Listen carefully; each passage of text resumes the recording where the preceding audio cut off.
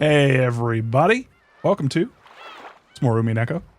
Today we are finishing up episode 2. So, couple notes for the Discord stream that we did last night. Goda has been majorly disrespected. So a bunch of shits happened. Basically we ended the episode. We saw credits. And essentially what happened was Rosa is basically Natsuhi from the first episode, but she is way more paranoid and like actively accusing basically everybody except Battler at first of being like what we call a wolf in this situation. Think of it as the imposter. Are you kidding me? There's a spider friend and he literally is like actively making a web right in front of me and I'm just gonna have to pretend he's not doing that. Anyway, so yeah, he literally just dropped down. It was fucking crazy. Anyway, so yeah, what we're dealing with right now is Rosa is on the warpath. We don't really know exactly what happened to everybody, but essentially everyone's dead. Like the only people that are alive right now are at the very end, because everybody got killed, some in very anime ways, but everybody's basically dead. Maria's alive, Rosa's alive, or Maria's alive. I think she's alive. I hope she's alive. The last scene that we got was Battler drinking, underage drinking, and Genji, that's his name, right? He is showing off. It's very cute. So yeah, I think that's his name. Yeah, Genji. All right. I got Goda and Genji on the brain. Genji walks up to Battler and is like, "Hey, you want to meet Kinzo?" And so we go up to Kinzo's room, and then Genji's like, "Hey, before we go into this room, you're gonna see some shit. So just be prepared for that." And Battler's like, "Fucking okay." And mind you, basically everybody's dead. You know, George got, Shannon got. I'm pretty sure the last episode we did on stream, we saw Jessica get got. So yeah, I said it before, I'll say it again. Basically everybody's dead. But yeah, we walk into Kinzo's room, and Kinzo's there. He's playing chess with Beatrice.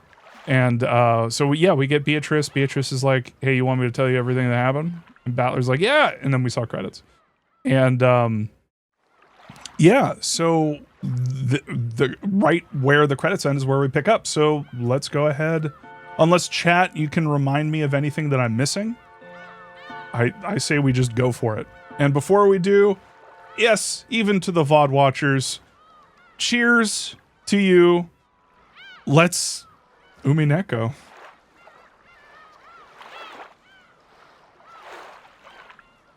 That's tasty. That's tasty. FYI, that is Jack Daniel's Watermelon Punch, mixed with strawberry milkies. It is very good. Highly recommend. I think it's 1 part for both. Oh, hey. Yeah, 1 part milkies, 1 part Jack. I would say like 1.5 parts Jack Daniel's. It's basically half of each. So anyway, all right, let's go. We're already seeing a thumbnail. Okay. Looks like we're getting a little bit more from Rose's angle. Where are you, Beatrice? Show yourself. Beatrice! Hold on. I've got a button for this. Ah, Beatrice! Beatrice! It's going to be a long stream. Rosa finally arrived at the chapel. She pointed her gun around her, screaming the witch's name, but there was no way she would receive an answer. After grimacing slightly, she noisily approached the table where her, I almost thought that said nosily, the table where her siblings' corpses still lay exposed, and stretched out her arms toward a gold ingot. It was very heavy, but Rosa didn't mind. She wrapped that one up in a blanket and threw it over her shoulder. At least just this one. This alone should be worth over 10 million. Without letting go of her gun, Rosa picked up the gold as well. Her shoulders were screaming, but Rosa didn't mind.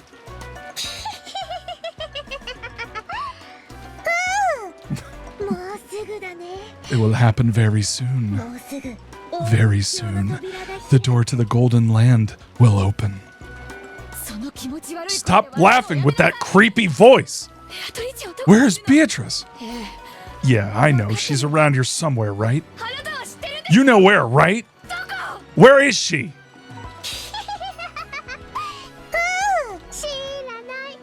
I don't know. Even if you don't search for her, you'll be able to see her in the golden land.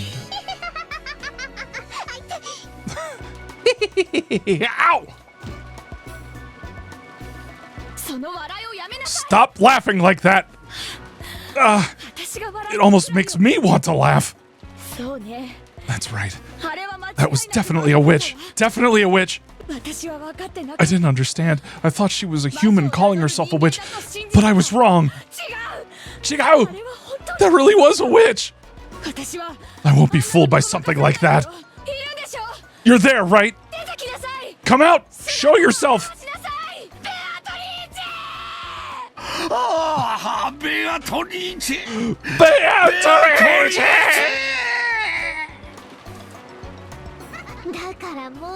I told you, she'll appear very soon. The door to the golden land will be opened.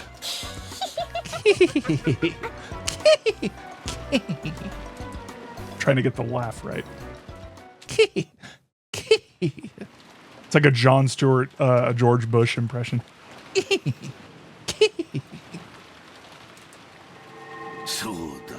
That's right. Oh shit. Gulp. Doing my own Kinzo impression over here. Absinthe, baby. Oh, I should have mentioned earlier, Kinzo was fucked up. He when we came over to him as he was playing a chess game with Beatrice, he was like laughing to himself. He was like clearly like inebriated in some fashion. He was not of sound mind. Then again, has he been of sound mind this entire time? He got cucked. It's true. Beatrice was talking about like getting Battler to get on his hands and knees naked and kiss her fucking feet, and Kinzo's like, okay. So, that's right. Isn't it splendid? I care not. I abandon that rook. You, woman, are a king that cannot be reached without the resolve to lose everything one has. I'll corner you, Beatrice.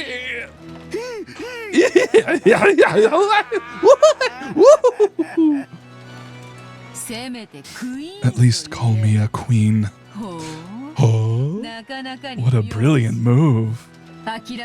So your blood... No, the Ushiromiya blood is bad at giving up. How pleasant. What a truly elegant night. All right, let me try.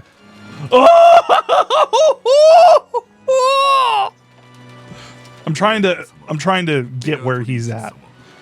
Master Beatrice-sama. It will soon be time for the banquet.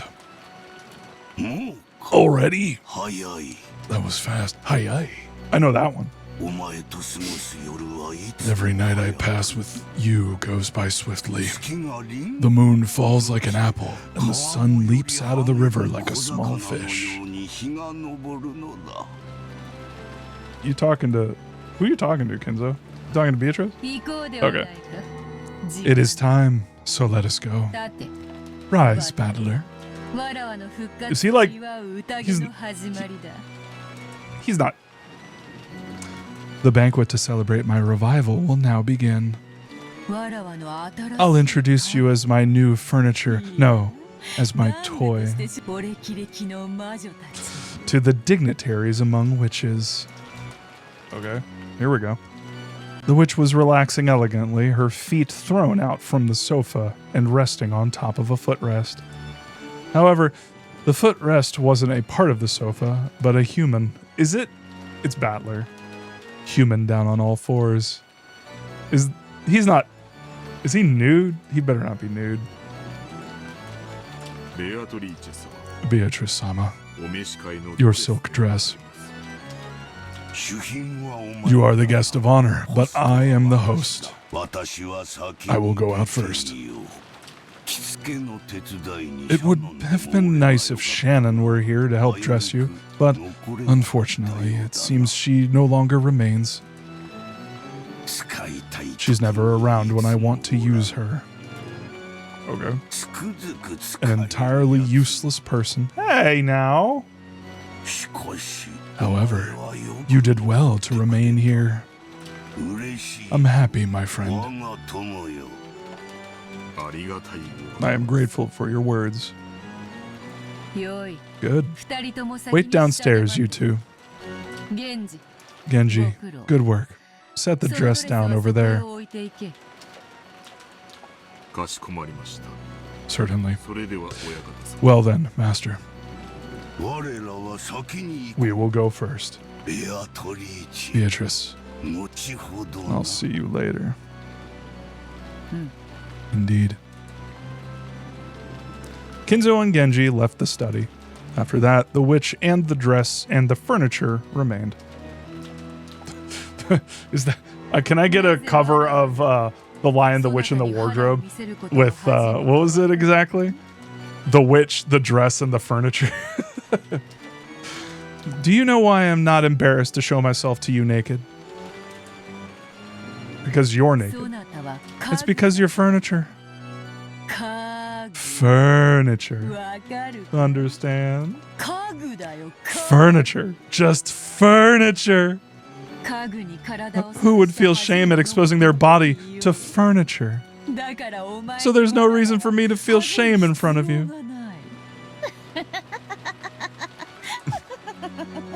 Damn, girl.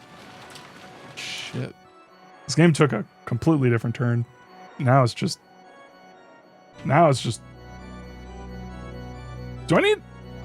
Should I stop streaming at a certain point? Is this gonna be weird? The witch rose and her jacket slipped off just from her shoulders. After that, the jacket fell to the ground with a thump. When the furniture respectfully approached to pick up those clothes, the witch gave it a small kick and it fell over. The furniture was afraid of what misconduct it might have shown. Do you, as furniture, plan to force me to unbutton myself? Stand and undo the buttons, one by one, with care, quickly, gracefully, with no mistakes. The guests are being kept waiting, so change my clothes quickly. Yes.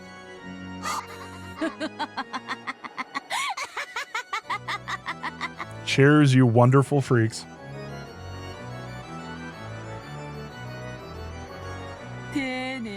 Undo them with care. Those buttons are each worth more than one of your eyeballs. If you make a mistake and break them, I'll sew your eyeballs in instead. Ma'am. Madam. Oh man, I knew she was a freak, but this is getting to be a little much.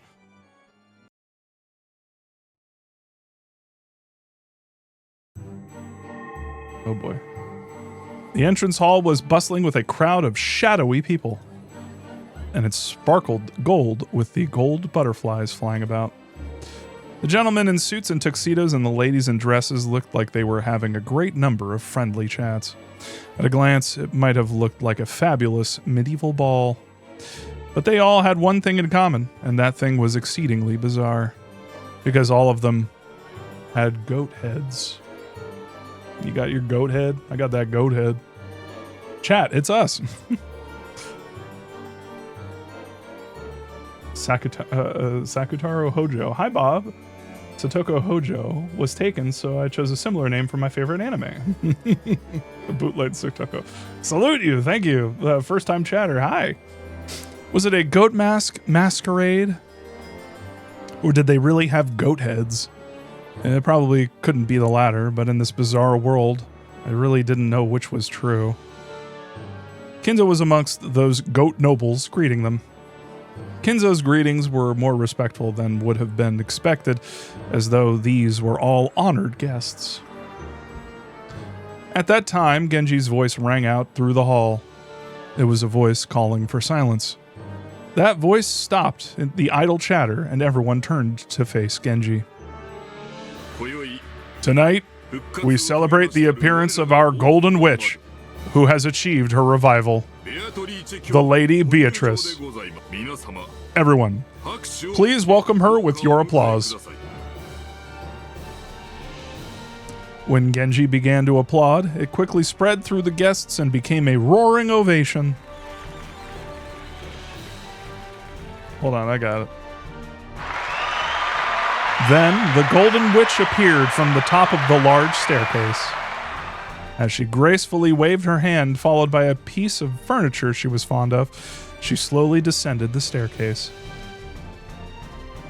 The goat nobles offered unanimous words of celebration in some long-forgotten language, and those who were deeply intimate embraced, filled with joy at their reunion. As the witch offered greetings of reunion, the witch's furniture followed behind her the whole time. This is an eyes wide shut situation? Like what? There was a chain around its neck. The other end was gripped with the witch's hand like it was a trained dog. You weirdos. Oh my god. It wasn't there to restrain him. Those chains were a restraining device whose only purpose was to wound the furniture's dignity. He wasn't permitted to wear anything else on his body. Fucking Christ. There's a stage play of this?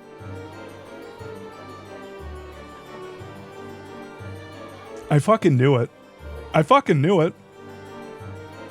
I knew it when they said, like, when Beatrice said in the last at the end of the last part, when she was like, oh yeah, furniture doesn't wear clothes or something along those lines. It was like, are you really gonna? And of course they did. Well, hello there, madam. I'm very familiar with you. Very familiar with your work. One of the young women goats mixed in with the goat nobles quietly removed her goat mask as the furniture passed in front of her, and she spoke with eyes that had no light in them. That face seemed to belong to a long-haired young girl. No, no, no, no, no, no, no, no. How pitiful. Oh, Lady Berncastel. Welcome. Do you like my furniture? That's a nice hobby. That's crazy. This is fucking crazy. After saying only that, the witch called Berncastel once again put on her goat mask and was swallowed up by the shadows of the other tall goats.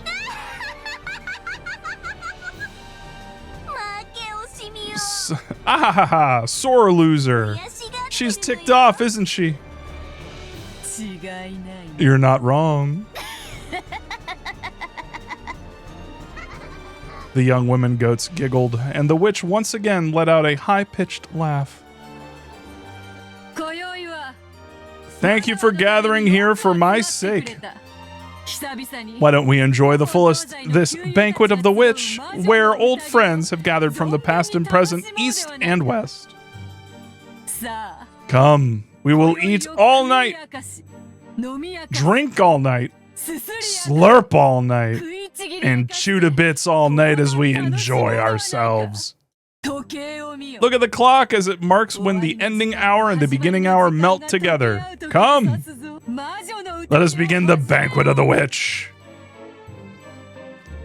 When the witch announced the beginning of the banquet, the large clock pointed to 24 o'clock, and the sound of a bell began to ring out. Come. Now is the time. Open the golden door. Okay.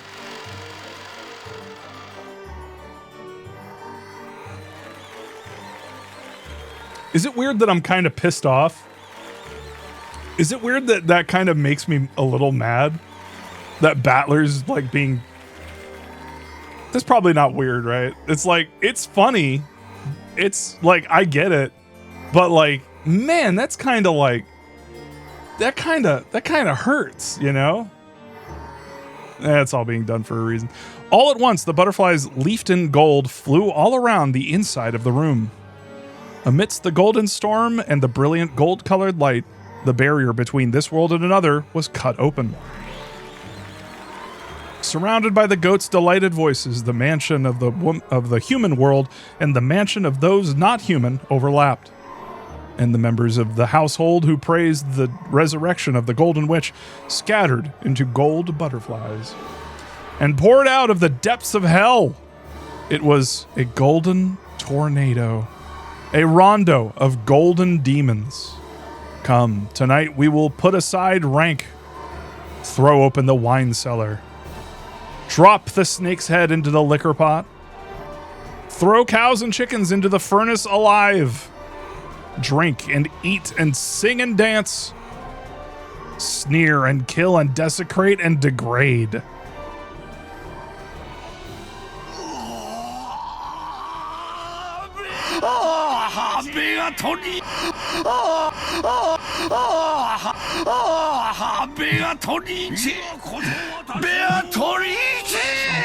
Beatrice, take me to the Golden Land now!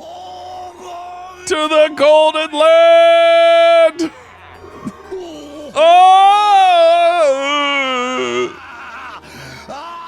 The Gold Nobles were suddenly crushing in around Kinzo, almost like they were kids demanding the signature of some famous movie star.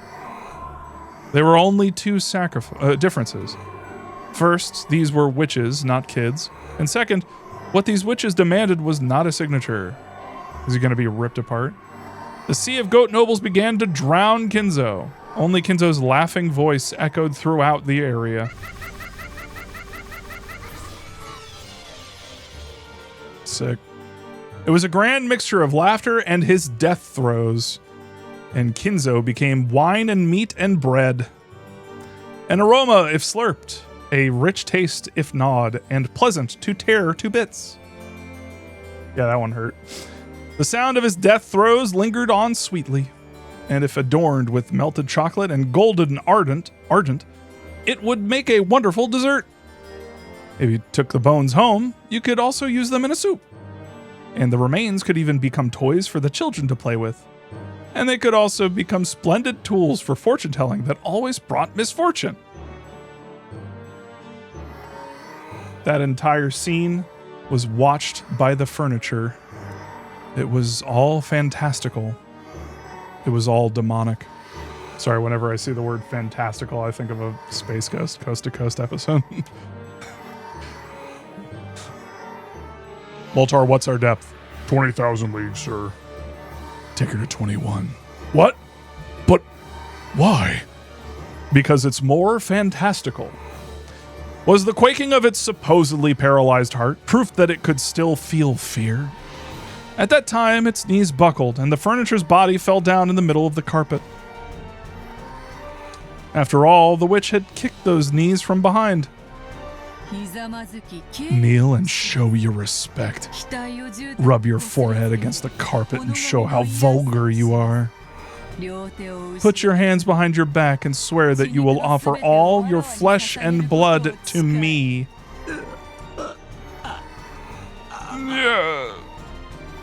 The furniture let out a painful voice. Fear is the most basic emotion humans have. Was that emotion reviving his sense of self, which should already have been slain? Huh. So, you are still far from suitable for my furniture. Very well. I will carefully finish you, making you into the kind of furniture I like, the kind fitting only for me. As you are now, I doubt you can offer more than the entertainment for our guests. The goat nobles were surrounding the crouching furniture. It seemed their blazing, blood-red eyes couldn't hide their ecstasy at this new young food they'd been given. And from the ugly teeth that stuck out of countless mouths, saliva, or maybe the traces of meat and wine they had just eaten, dribbled down.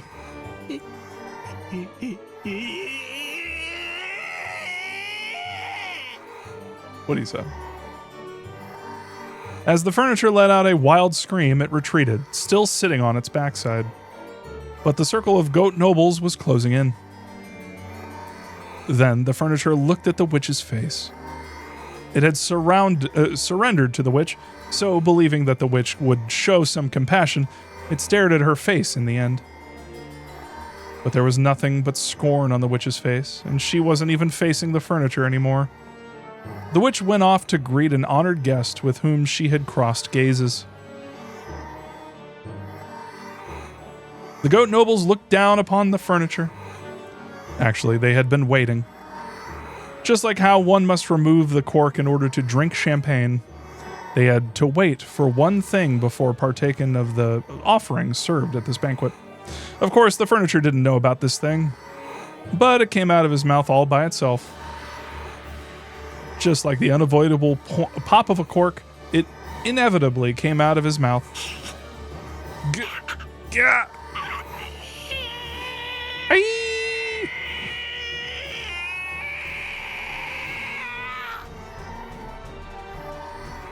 Oof. It was a scream.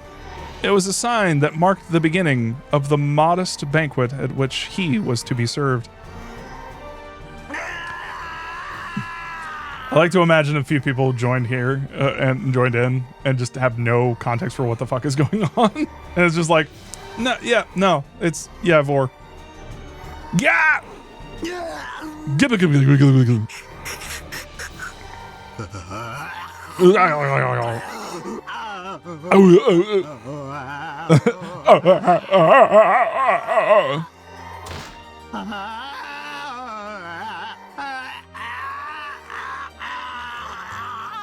Yep.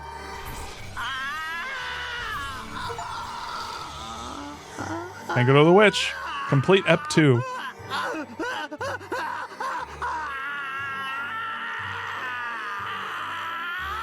I think I need this on a. I think I need this on the sound effect panel. Gabubo gyagu, gabubo gyagu ki gu ki bor you.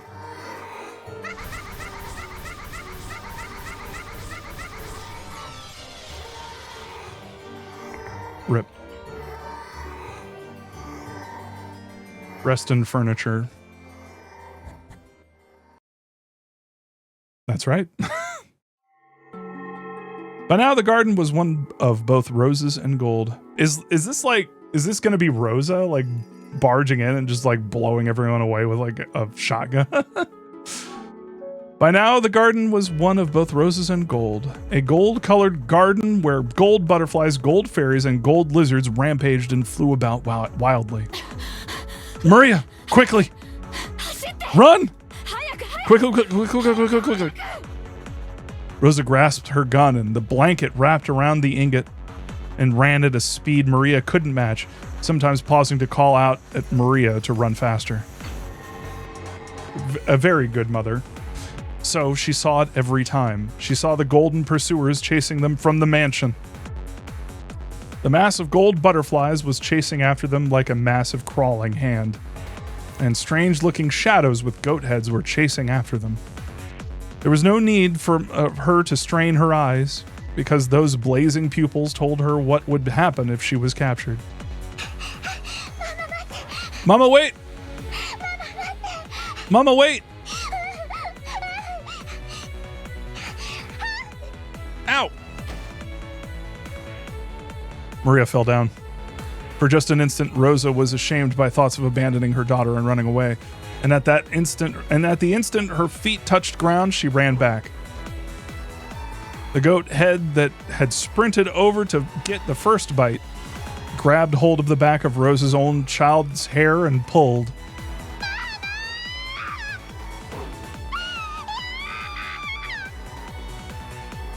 Rosa rammed into the goat head with her shoulder, spun, bashed the back of her elbow into the goat's jaw, and buried her knee into its protruding chest. And she thrust the barrel of the gun inside the goat head's mouth as it doubled over from the pain in its gut. Just try laying one finger on Maria in front of me. I'll show you just how lukewarm the hell you came from is.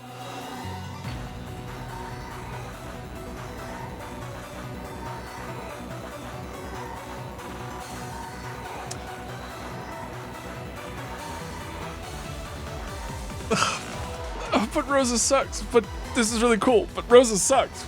But this is really cool. And what she did is really cool. But Rosa sucks. But this is... I'm so conflicted. Oh! The blast from the Winchester 45's caliber long Colt bullet exploded inside the goat head's throat, and its medulla oblongata was instantly pulverized. The goat head hadn't understood. It had thought women were like pre-opened wine bottles. It had thought that turning them upside down would immediately make their deep red contents come out. Mama! Mama! Maria, who had been released, hugged Rosa. But the pursuers were still coming. They could see the giant goat heads, who had given up pretending to be human, running towards them from across the rose bushes. Given up pretending to be human. Oh, yeah, okay. Rosa spilled several extra bullets, which had been in the pocket of her coat, all over the place, and told Maria to pick them up. Yes. Pick up, pick up. Good job. Maria, if Mama falls down, run.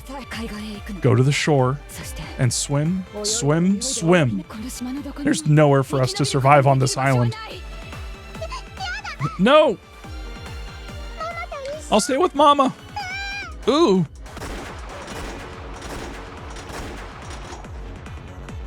Rosa's gun roared 4 times.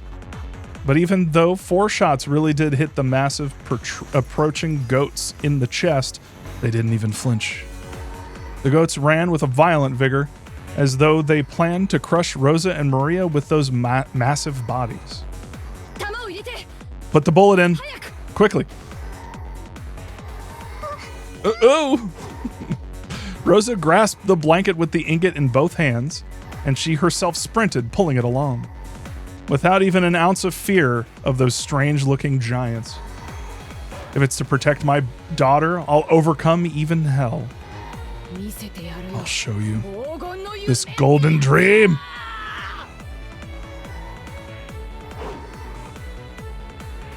What the hell? What was that? Was there a bigger one? What was that? Rosa roared. The goat heads roared. What the hell?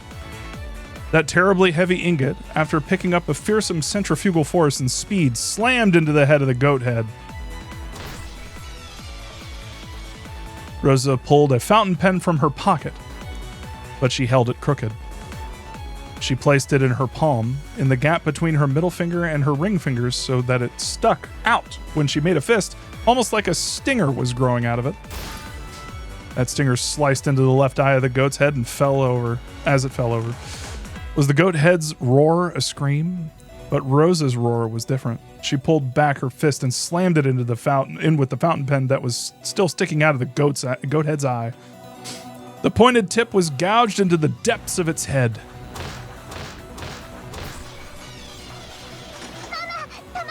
Mama, the bullet went in. Also, I'm just going to say that's very similar to something that happened to another character, but anyway. Good job.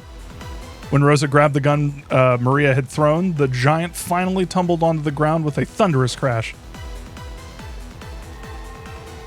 However, at the same time, I saw the goat head pursuers on the other side of the rose bushes increase in number. I've gained enough distance for now. I held onto the blanket wrapped around the ingot and the gun, and once again ran with Maria. The switching. Why am I running with a gun in my right hand and the gold in my left? Why don't I let go with one hand and grasp Maria's hand? I can't let go of the gun that protects my body. I can't let go of the gold that protects my future. But even so, I've let go of the hand of my daughter, the one who is my future. Run. Run, run, run. She got out of the rose garden and began to run down a staircase through a grove of trees. But Rosa knew. This path through the grove turned and twisted many times, and only seemed to be long. She tore straight through it. She had played here often since her childhood years, so she knew. To the beach, to the beach, to the sea, to the sea, to the sea. After reaching the sea, nothing to do but swim, swim, swim, and if Maria can't swim, I'll carry her as I swim. There's nothing but death on this island. Yeah. Mama! Mama! As she raced down the stairs, she took a bad step. Violent pain ran up her left ankle and her mind went completely blank. Rosa fell down several stairs, shocked by her ankle, which was bent at an odd angle. And the blanket with the ingot wasn't there. She had let go of it the instant she fell, and it had disappeared somewhere into the darkness. Only the gun was left. Tremors in the earth were getting closer. It was only a matter of time before the goat heads flooded in. She didn't want to imagine how many there would be, or how strange they would look. The lightly dancing gold pursuers arrived. The gold butterflies surrounded Rosa and Maria, waving and clamoring as though saying, "The prize is here. The prize is here."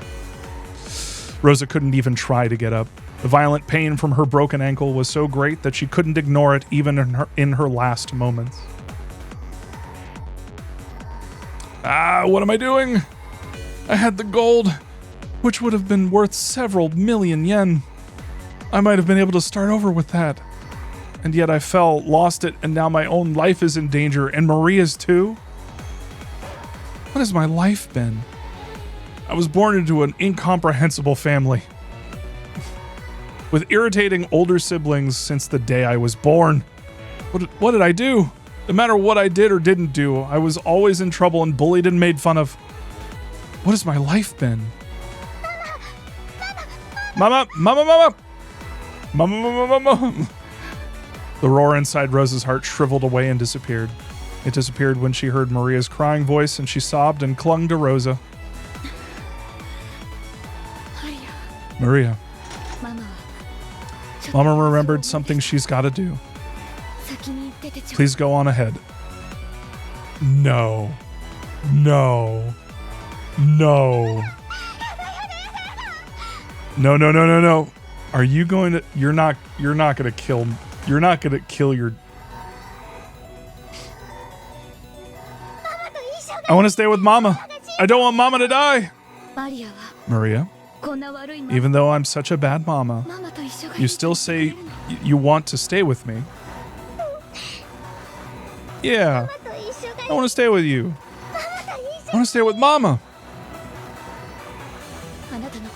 I made it look like I was putting you first, but I was always putting you off. I went to your athletic meet. I went to Parents' Day, but I was always thinking about how I appeared to the world, and you were never in my eyes. Are you saying that you want to stay with that kind of mother? Even though I've been such a bad mother? Hey, Mama. Did you know? You're my only Mama in this world. Aww. Shades of Silent Hill F with Amen. There's something to be said. There's something to be said about blood. You only got one parent. And they, you know, and even though I personally have a very conflicted relationship with my parents, I still acknowledge that, like, look, I'm going to try, but it's just tough, man. Seeing shit. God damn it, Ryukishi. Fuck. God damn it. There's no good mama or bad mama. There is just one mama. There is only mama. There's just one mama. So I don't need any other mama in this world. And I want to be your one and only Maria. Rosa does not deserve Maria. The Maria you want to spoil when you're in a good mood, and the Maria who's a nuisance and you don't want to be around aren't different people. There's only one Maria. So the scary mama and the nice mama are the same.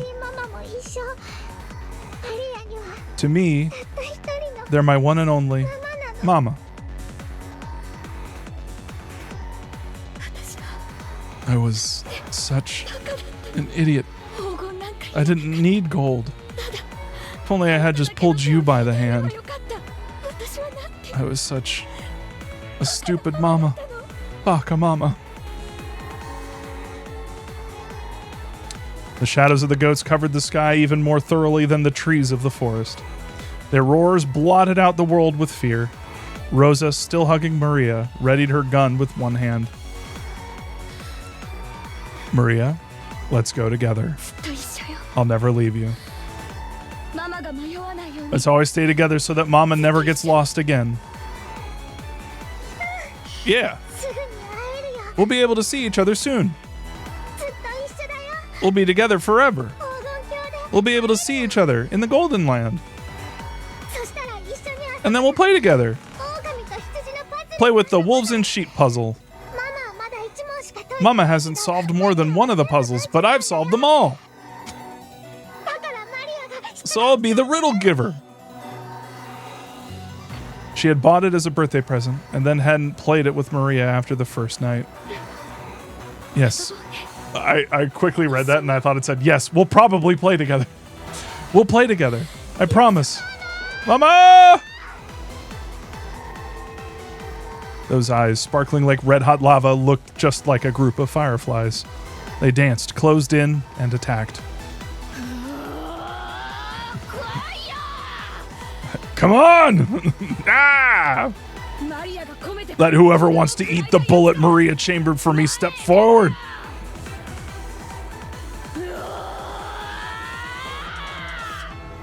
Ah.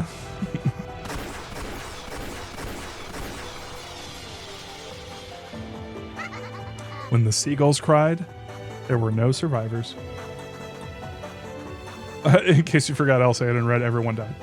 Yeah, no, yep, yep.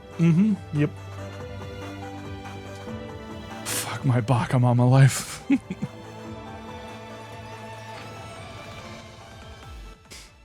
I seriously thought, that's why I was saying, like, oh no, is she gonna like tell Maria, no, go on ahead, and then like shoot her in the back, like when she's fleeing? The Muso, need I say more, is the Chiba that I just got. Addition of new features. The Golden Witch has prepared a gift. A gift, guys! I'm gonna prepare a gift for myself. I'm gonna make some more drink. I'm gonna have more. It is a banquet after all. The banquet of the witch. Oh, that's the cap still on there.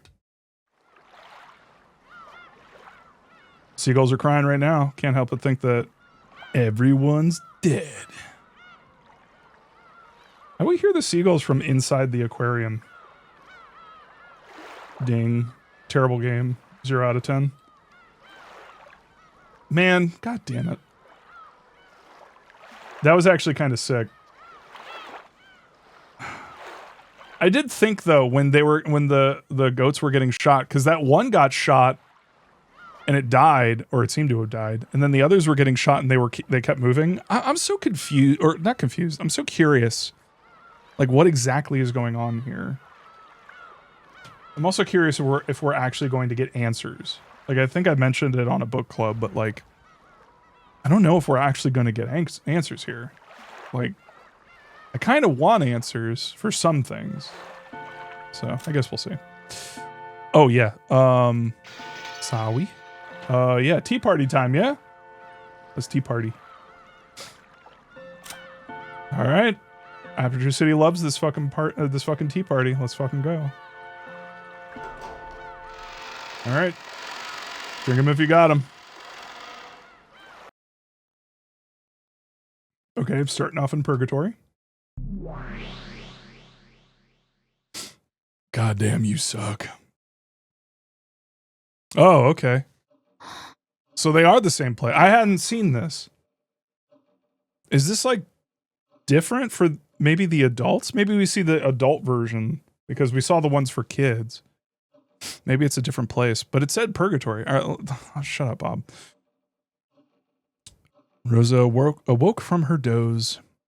It must have been a very deep sleep. Her mind was hazy, and she wasn't thinking clearly. Where is this? It felt like some mansion, but it didn't seem to be the Yoshiramiya mansion. She could see a room that looked like a parlor, and there was some tea that had been prepared. It had probably been made for her. Around the room, some glitter that looked like gold leaf drifted about, making the scene look quite fantastical. When she eventually realized that they were gold butterflies, it further strengthened that impression. Oh, this is a nice song. There was someone across from her. A woman. A lady. It was the portrait's witch. She seemed to be having a one-sided conversation. She was probably talking to Rosa, but Rosa, whose mind was clouded up by a deep fog, didn't have a clue what was being said. Choose whatever you please. If there is anything you want, I'll give it all to you. You can think of it as a reward for your good luck, or else as proper compensation for how you've answered to my demands. It may have been a truly trivial matter from your perspective. However, the deal was important enough to me to be deserving of this reward. What is she talking about? I don't know. It's just that I am very much a witch. Perhaps you'd best ask for something only a witch can give you. What a rare chance this is, to actually receive the favor of Beatrice the Golden. Me!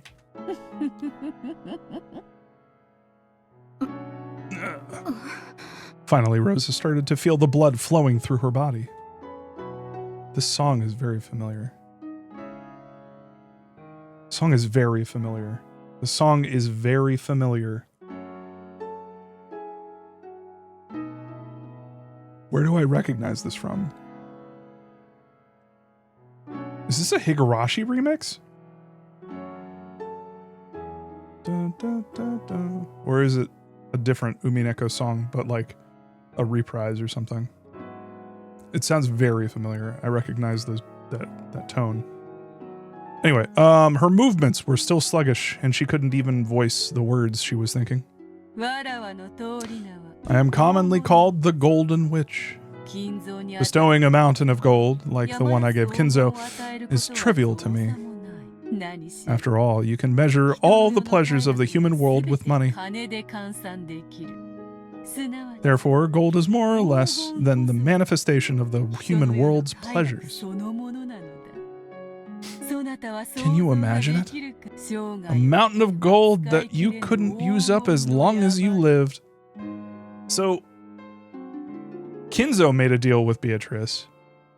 Is this saying that Rosa made a deal with Beatrice? But she just like doesn't remember it now for some reason. As the witch blew on her pipe, multicolored smoke enshrouded their surroundings. I would love to see an artistic like sort of representation of this. Like an animation. Just like I'm imagining, you know, that shimmer, the shimmer from that one movie. What was it called? Annihilation. The shimmer, the like kind of like oily shimmer. I imagine that when she smokes, it's kind of like a mini version of that. This would be a lot of fun to like animate like that. Anyway. Whoop.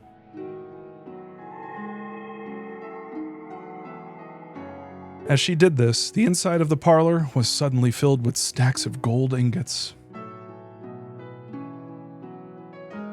It looked like a shining gold-colored wall If each ingot was worth several 10 million yen, how much would all of this be worth? It seems sinful to even think of such a number. However, the human world is difficult. I know there are some things that cannot be settled, no matter how high into the sky you pile up gold. I know there are cracks that cannot be filled. I won't make light of that, which is why this is a gift that only a witch such as I can give. Why don't I fill those cracks in for you?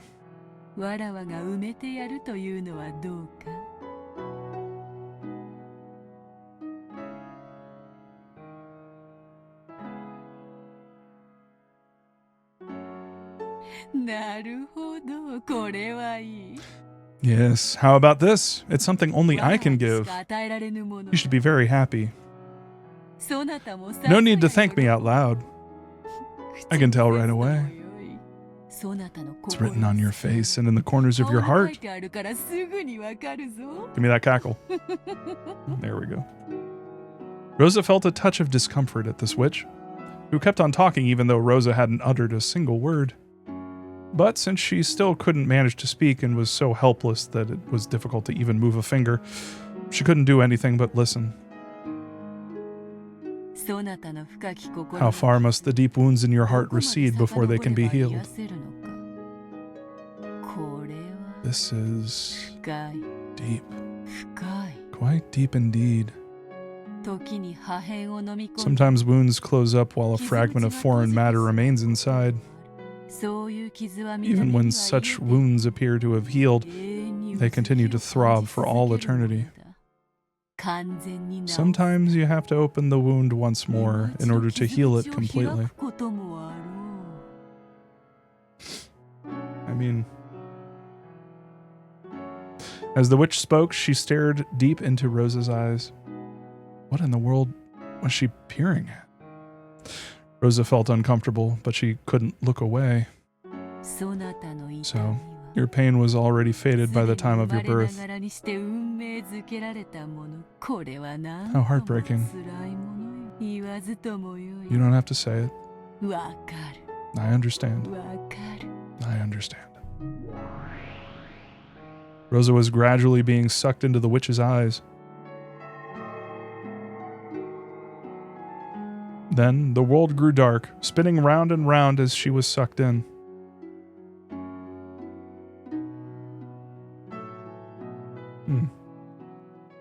I'm worried that some of the predictions I made, like early on, are coming to fruition. Rosa, why are you such an idiot? Oh, that's Kraus Nissan's voice. Kraus Nissan is a real adult, so he's very smart. So he hated the stupid kid, Rosa. He was a very scary person. I was often hit, and my toys were taken from me and broken.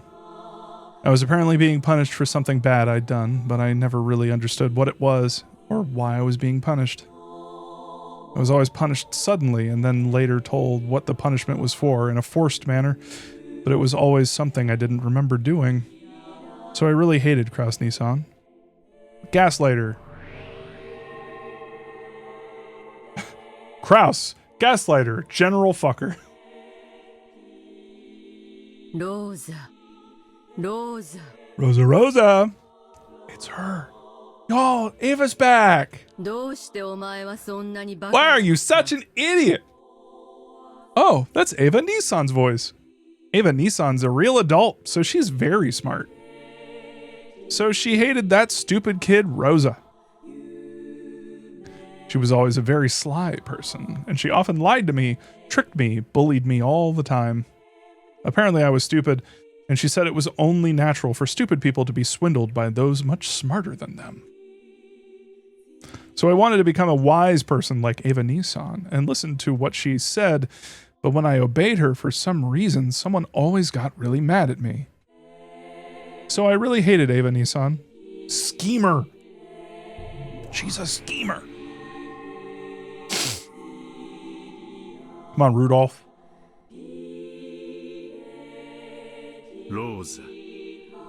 Rosa, Rosa!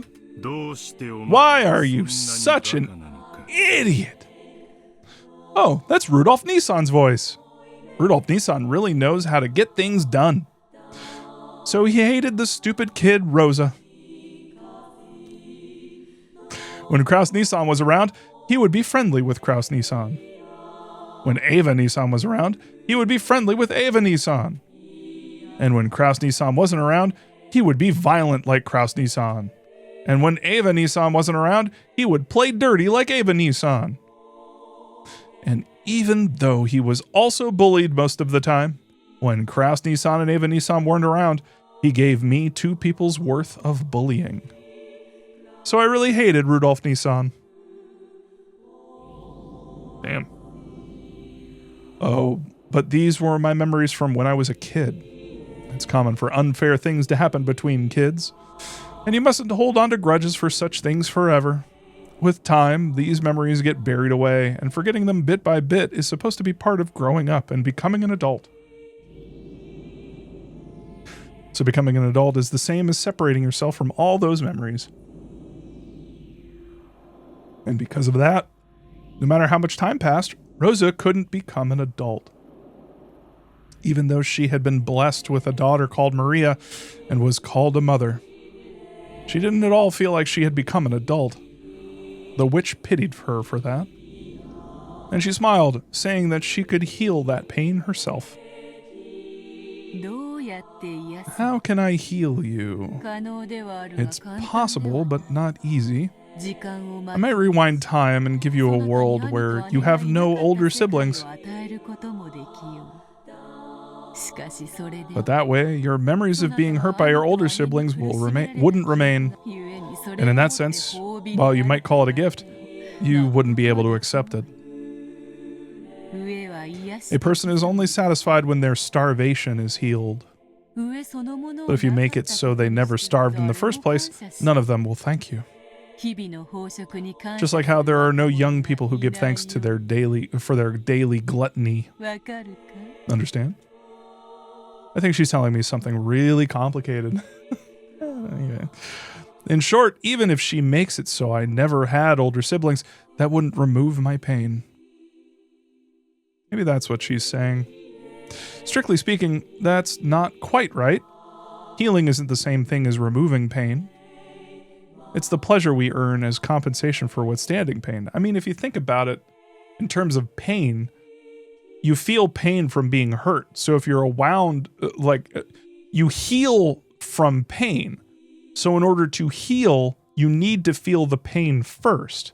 So rewinding time so you never felt pain would make healing, I mean, that's just not healing, I guess. You heal from pain.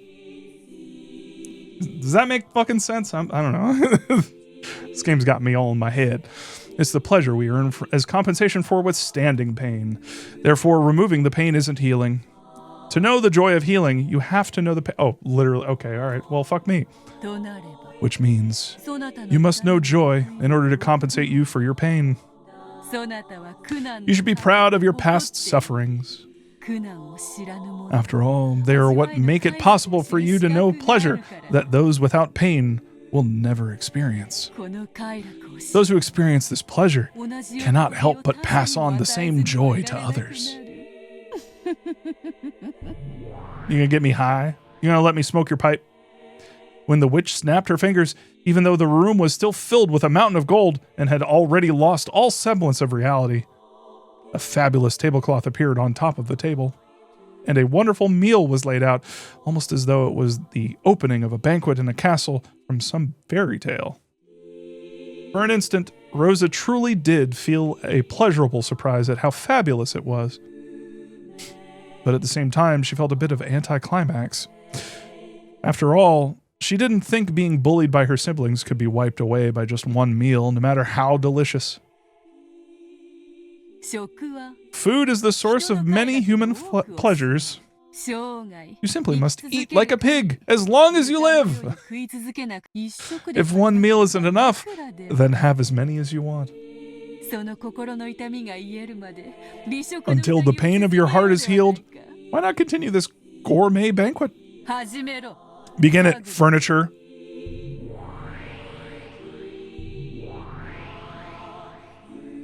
As the witch clapped twice, there were suddenly 2 goat-head servants there, and they began to prepare the meal. From the beautiful dishes adorning the table, they efficiently took some food and began to pile it on Rose's plate. It really did look delicious, but Rose's body still felt as heavy as lead, and there was no way she'd be able to eat. Maybe they also understood that. The goat-head servants tied a napkin around Rose's collar and gallantly brought a glass of before-dinner alcohol to her mouth, tilting it for her. She remembered an old servant who had once carried a rice porridge to her mouth when she was laid up with a high fever. Aw. I wonder who that was.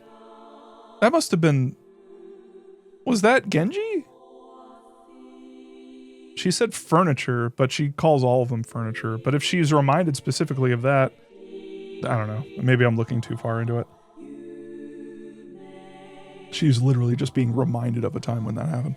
She couldn't drink it well, and it dripped down from her mouth, but she felt the fragrant sweetness spread throughout her mouth. It's a sweet aperitif? Aperitif? I feel like we've encountered that word before, but I fucking forget how to pronounce that. Could someone Google that for me real quick? It's a sweet aperitif of noble wrought German-made wine. Aperitif. Oh, okay. I heard her say it. I heard Beatrice's voice actress say it, so I kind of mimicked it, but I didn't know if it was like... Yeah, anyway. It's a sweet aperitif. A wine cocktail of white wine mixed with a crimson golden drop. If I had to give it a name, I'd call it a Bloody Kraus.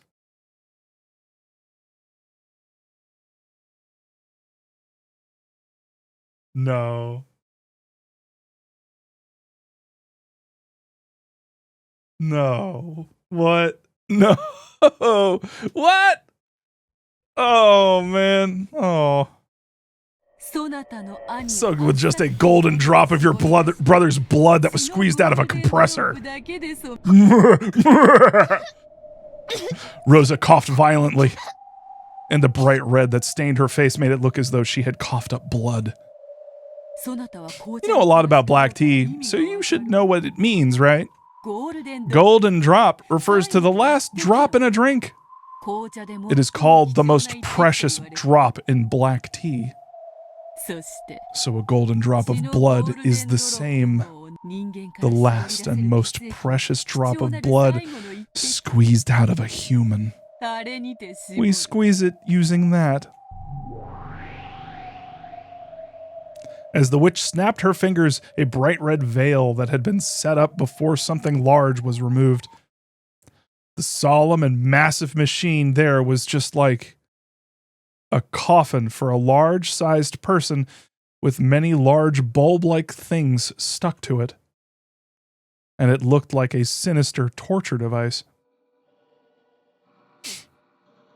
By its unnerving shape, she could tell that with a human strength, it could be used to tighten and compress something. And it seemed that there were still some squeezed dregs remaining because of the bright red remains that stained it. But you can't take more than one golden drop at once. No matter what kind of human you take it from, you can't get more than one drop. But I am a witch. Reviving a person is easy for me. Bruh. When the witch snapped her fingers, the human compressor suddenly began to shake. Are you gonna spawn Kraus and fucking crush him again? No, she could also hear a groan. It looked almost as though someone sleeping in that man-sized coffin had woken up and was now struggling to get out. But that was wrong. What was inside definitely had been squeezed dregs. Using her magic, the witch had once again revived the squeezed dregs to how they'd been before they were squeezed. 3 goat-head servants with muscular physiques approached the compressor and forcefully started tightening the large bulb. As they did, an unearthly moan came from inside the coffin. Excuse me. Rosa thought she knew the owner of that voice. Owner of a... It's the owner of a golden drop.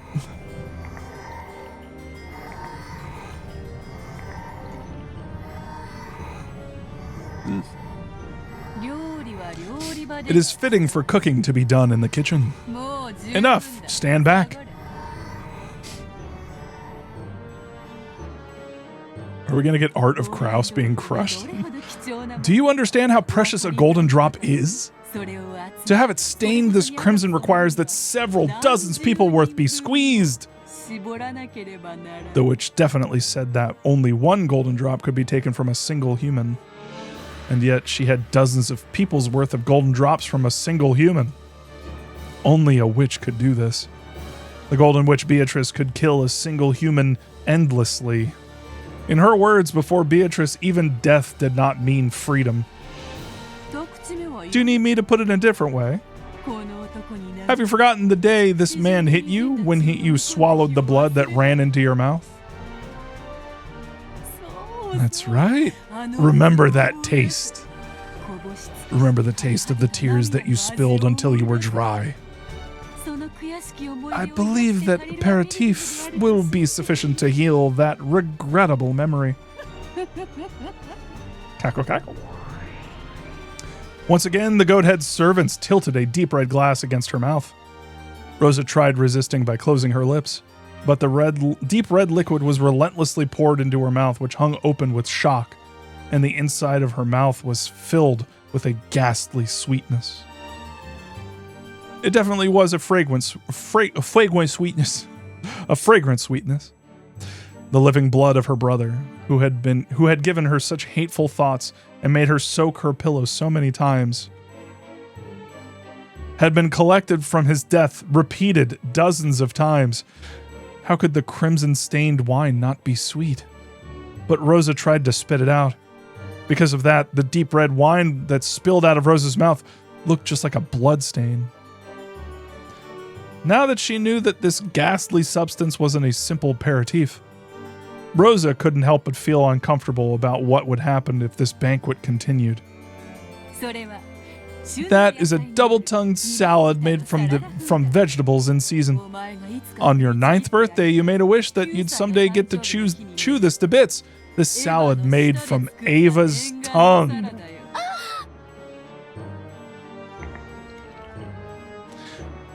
When Rosa heard the true nature of the pink-colored meat piled up in the salad, she had a sudden impulse to vomit her guts out. Furthermore, the goat servants stuck a fork in it and carried it to Rosa's mouth. How does your double-tongued sister taste? It must be quite soft and enchanting, right? It probably would be sweet, soft and enchanting in her mouth. After all, Ava's lies were always sweet, and young Rosa had always listened to them. And you might say the stimulating pepper seasoning expressed the truth behind those lies as well. Mmm. Mmm.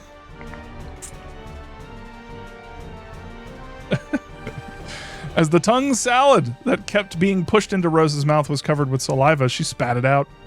But the goat-head servants carefully returned it to the plate and carried it to Rosa's mouth over and over again. By the way, I'm pretty sure I've already said this, but I'm getting a little queasy, so I just want to reiterate. This is literally like, I wouldn't say it's a phobia, but it's definitely like a forced feeding, stuff like that. It makes me, yep, there it is. There's a full body chill. I am literally like I am physically reacting to this in a way that I'm fine. It's fine, but like I hate this. Like this sucks. So I'm gonna keep pushing, but like I may have to take a little break. It goes without saying, but I made this salad liberally using 5 of Ava's tongues. You can't get more than 1 tongue out of a person, but I can get them over and over.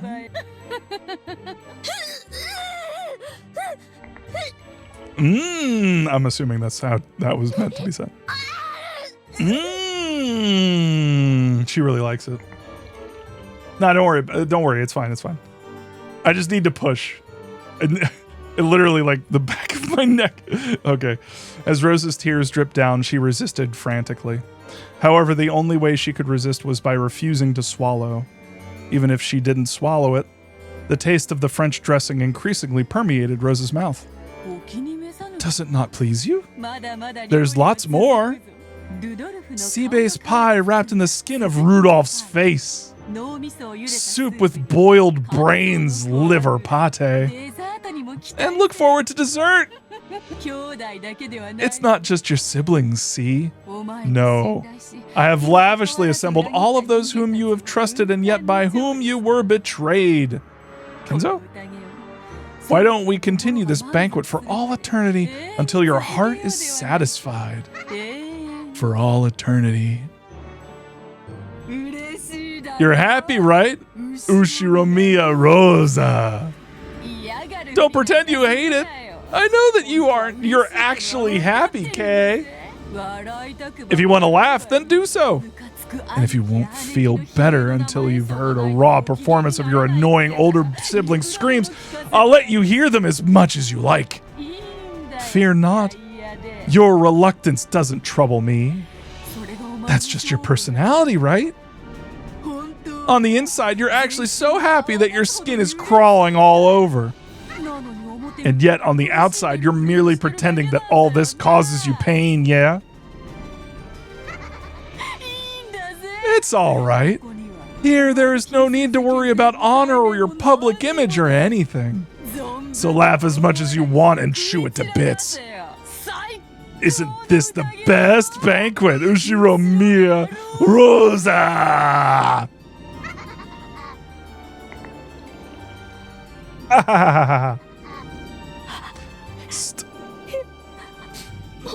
Please, stop. Cough hack.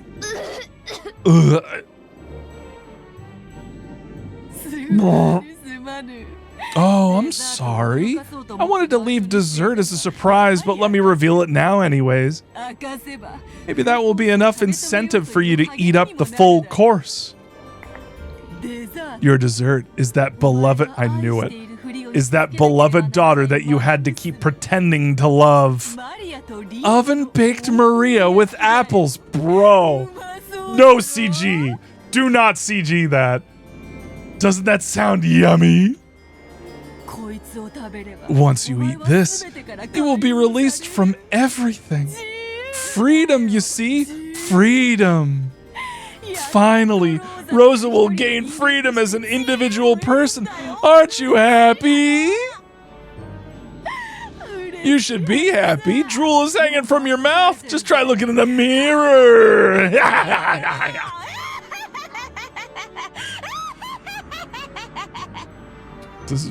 No one prepared me for this.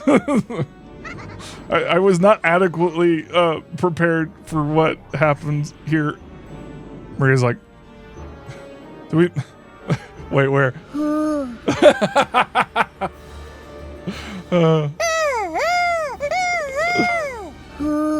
Suddenly a muscular goat cook was holding Maria under his arm. And Maria gazed at Rosa with a face that was only slightly sad. Mama, was I a burden? Did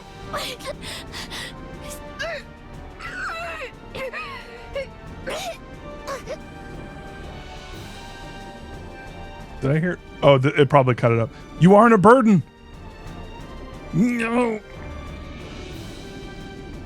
As Rosa spat out the food that was continually being carried to her mouth. Ugh. As she was covered with filth and saliva and blood, she resisted filthily and screamed. If you think I'm a burden, I don't mind if you eat me. After all, I'm always doing horrible things to you. Even when you bring a man over, I can't stay quiet.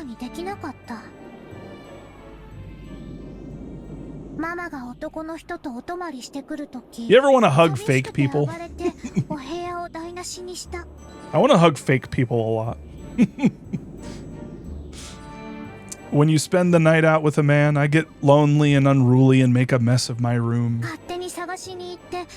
When I go to search by myself, I get lost. The police pick me up, and you're ashamed. And you're shamed. Aww. When you don't come home for several days and I cry and have to be consoled by the neighbors, you're shamed. What?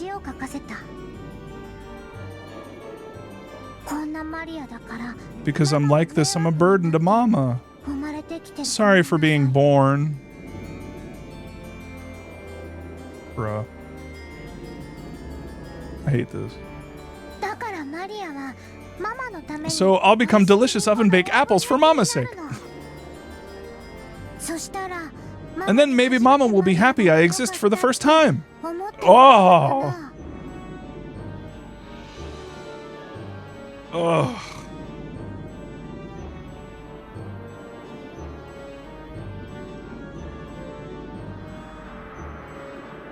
I had a feeling this was going to happen. When she said dessert, I was like, that shit's Maria, isn't it?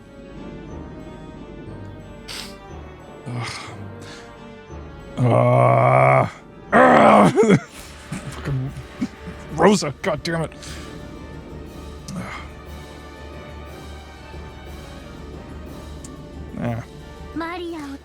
Maybe she'll eat me and think I'm delicious. Isn't it delicious? Be choked up with tears of gratitude. Your daughter is saying this much for you, right? Oven-baked apples and your beloved daughter make for the best dessert. Rachel's upstairs being very confused. You've managed to raise such delicious ingredients. Aren't you the best mother? Ushiromiya. Rosa. No, she was like, Rosa. Damn, dude. Ow! God damn it. Mama. Okay, I should have said this before. I didn't know if it was going to happen. Seizure warning.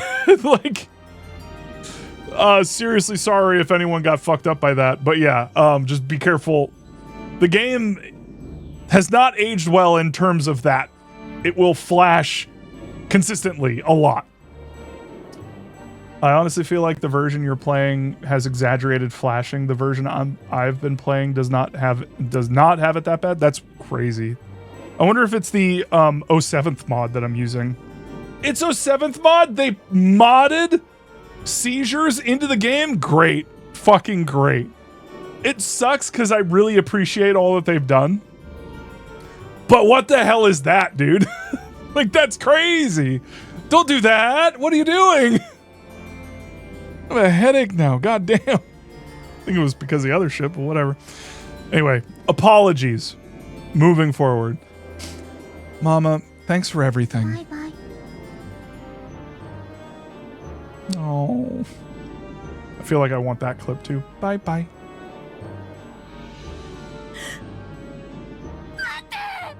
Wait! Wait! Maria, that's wrong! Stop it already! Stop it already! No! I didn't want something like this. Oh, please stop. Please forgive me. No! Stop it already. Don't put it in my mouth. Ugh. Yee. Ugh. Have you been satisfied with my hospitality? Then I'll have you accept it. That I am a witch. Proclaim it. Ushiromiya Rosa accepts that Beatrice is a witch.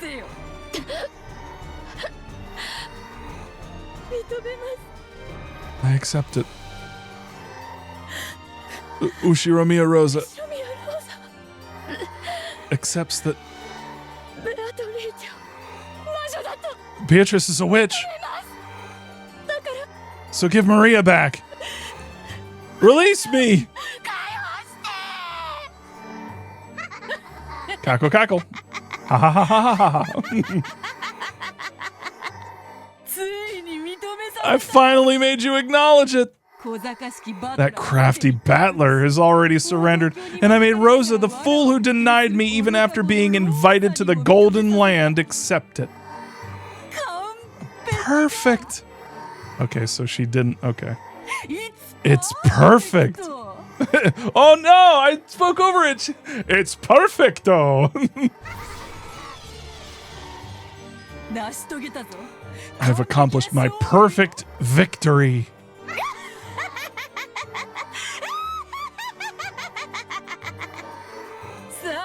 Come, bring Maria. Prepare a delicious oven roast for Rosa.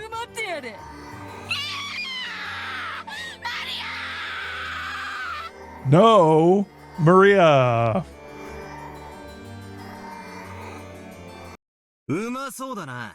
Looks delicious. Slice up your cow tits and make me a sandwich.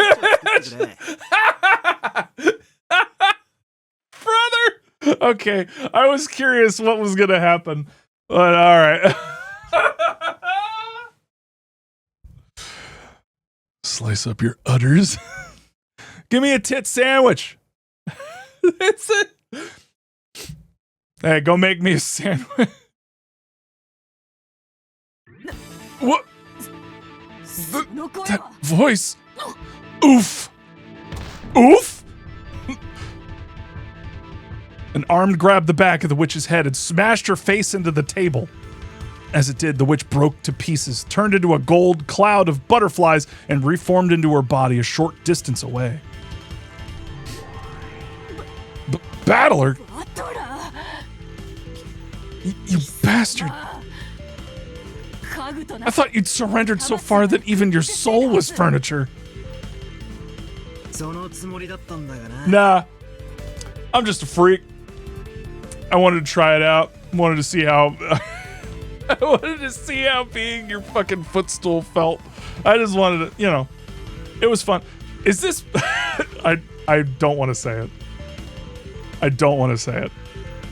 But I'm going to say it. Is this post-nut clarity battler? Oh, brother. No.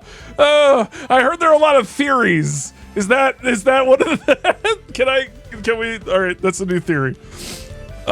Me too. But while I was listening to that gross recipe, I started to get a little hungry. For bitch soup. Now I feel like eating a whole roast witch. And Maria, it's 10 years too early for you to be talking about having someone eat. He didn't say that. He didn't say that. He didn't say that. He didn't say that. Just all right, collectively, memory erased. But in 10 years, you'd better say that to me.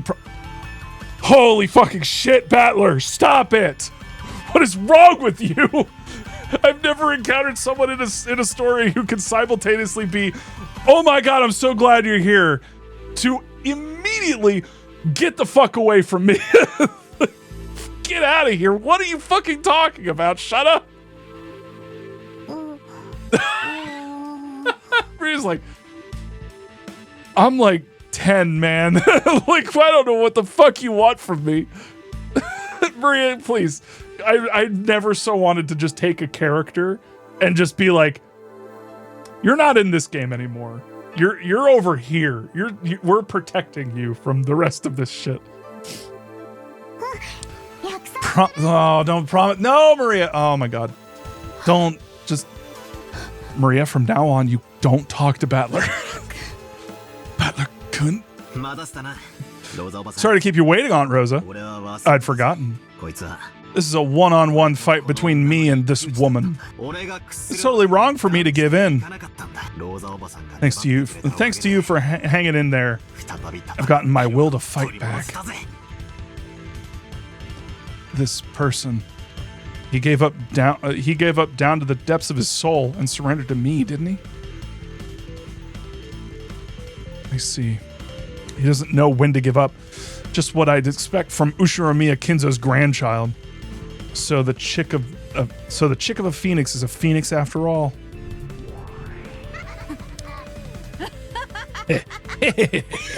How dashing, how amusing.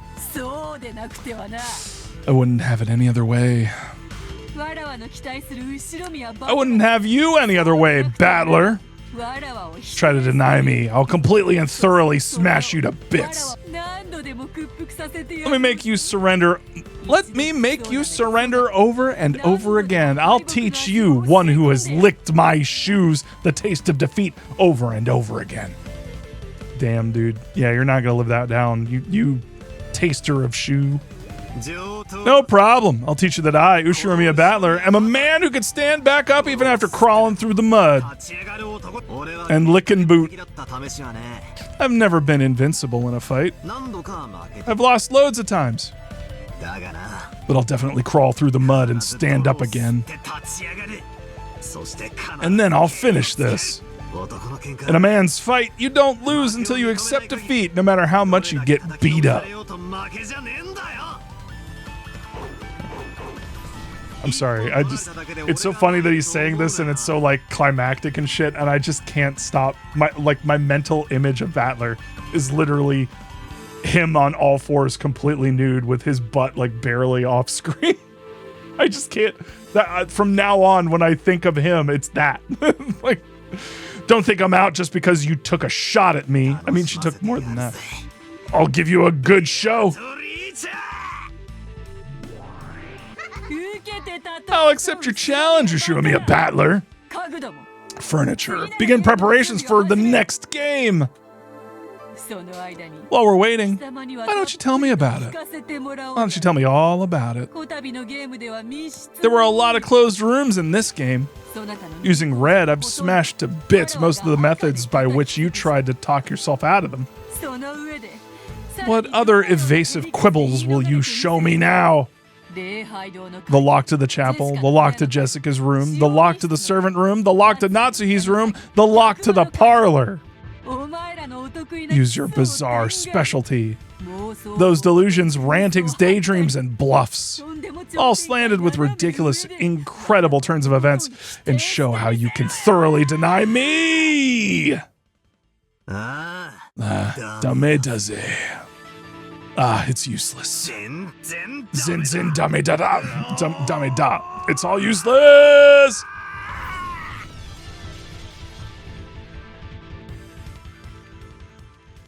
I'm just, the way he says that and so triumphantly makes me think that there's like a different context, or like it means something different, because in English, in English, I just imagine him going like, none of this matters!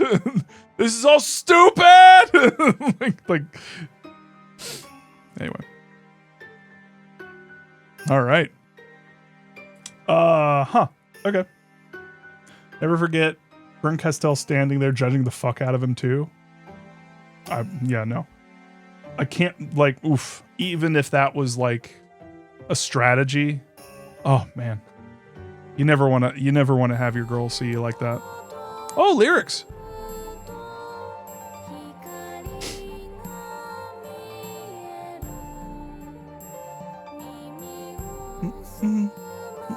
I don't know why this is giving me Nier Automata vibes. Like, I think it's the light, like, kind of wind instruments and the like the chimes and just like the sort of swells and stuff.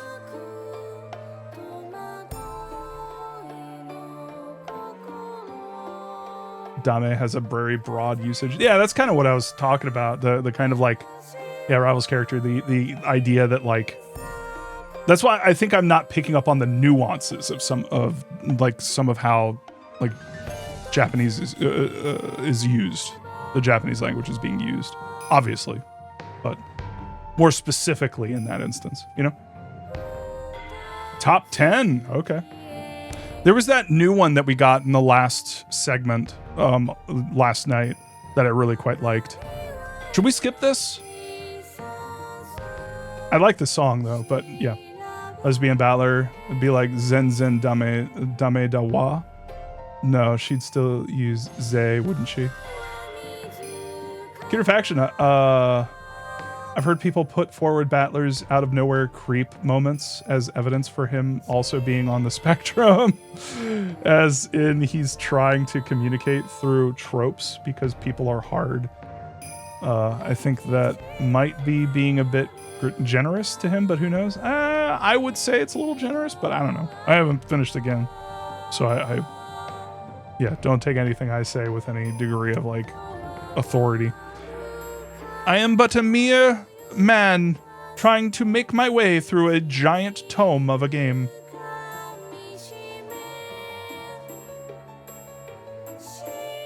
Some Black Femme. Yeah, no, we hit the first credits. I think we're gonna do, Tea Party next. Some Black Femme, you missed a lot though.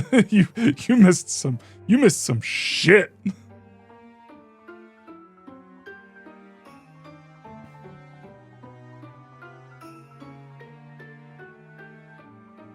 This was the Tea Party? No, I meant like, oh yeah, I got the question mark mixed up with Tea Party. I thought that the other one was a Tea Party because their witch is having tea. Wait, are they having tea? All right, praise be Uhara Sayaka. Holy shit. Praise be thy name. Wowie. Whoo boy. She is putting on a show. Rava's character, ultimately, it's inappropriate for Ryuki Shio 7 to put it in there, even if you can justify its IC or understandable for a real boy IMO. Yeah, I would. I keep likening that stuff. Well, I keep thinking about the shit that he had in Higurashi, and I'm just like, why? Like, some of this shit is just straight up fan service, like weird, creepy fan service. And it's like, I understand the audience that he was originally speaking to, but it's like, come on. This is a guy who is very open and honest with like, hey, people make mistakes. So it's like kind of weird that we're saying that he's like completely incapable of making any, I guess. That's kind of my read on it. That said, I think that as long as you are, I don't want to say intention is everything, but intention should be taken into consideration to a certain extent.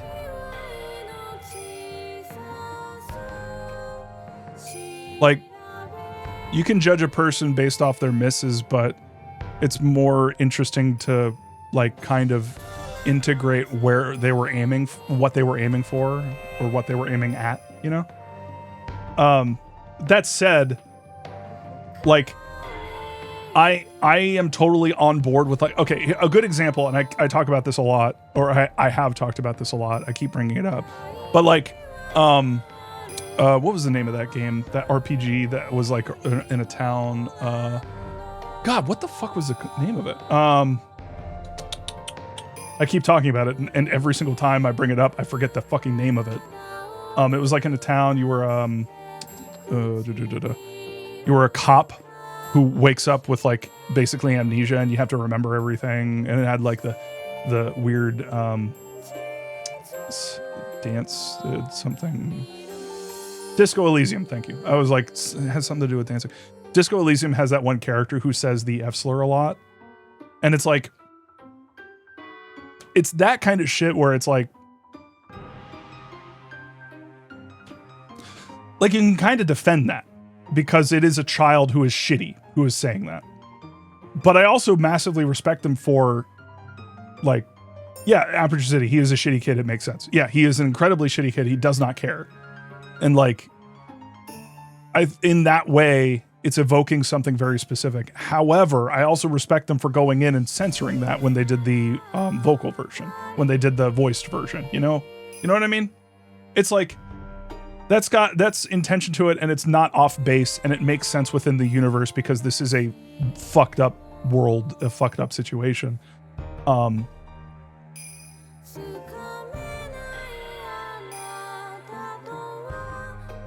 Oh, is it Broken Bee? I could have sworn when I first played that game, when it first came out, before like all the patches and stuff, he straight up said, because I remember being taken aback when we were reading it, And because I was reading the text out loud, and I was like, oh, I'm not saying that. Like, you know what I mean? Yeah, rival character. It's also one of those things where, like, I feel like this happens a lot. I've mentioned that, I forget where I mentioned this, but like, depending on the overall quality of a product, we generally are cool with, like, if you really like something overall, like, the nitpicks don't feel like nitpicks. Like it's really like you can get past them. It's not a big deal. But when you don't like a product overall, the nitpicks feel bigger. They feel like more biting. They feel more sharp, I guess. They feel like they're getting at something, or they're pointing something out, rather than like being like, oh, this was a quirky thing. You know what I mean? It's like we're more forgiving of projects that are good overall. I know Kuno got changed a lot between the OG and the Final Cut. Yeah. The OG, I don't know. Correct me if I'm wrong, and definitely if anyone out there knows the actual answer to this, like write it down, or like post it in a comment or something. But also check the comments to see if someone has said it before writing it, because that happens a lot. Sometimes I ask for that, and then I get flooded with like, actually. But like, anyway, yeah, I would really be interested in knowing, because I'm very that might be a delicious snack, and it's a picture of, yeah, it looks like Rosa. Yeah, I haven't seen it, but I can imagine an Umineko hater picking out the worst lines of battles and being like, ugh, you all like this. Yeah, that's one of the rival character. That was one of the big things that I was worried about with Higurashi. I made sure to like really like hone in on my criticisms of like some of the weird shit that was being said at the very beginning of that game. But I also understand that they're like kids, and they kind of would be talking about that stuff, and they would be horny to an extent. But like directing them at a character in that, it was just like beyond the pale, and I couldn't. It really put me off. And then some of the stuff that happens a little later, and definitely some of the shit that happens in the anime. Oh my god! But like, yeah, it's yeah. That's why I was like really focused on that stuff. So anyway. Cake fucker. Yeah, literally. Yes, Jan. Yes, literally, yes. I have purposefully forgotten about cake fucker. I just literally like. All right, here we go. Ep 2. Oh, I should probably save. I guess it auto saves. Burn Castell's like, what are you fucking doing? It's a nice sunroom.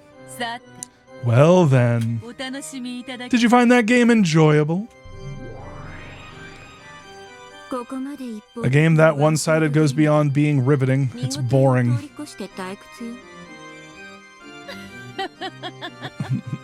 Oh my god.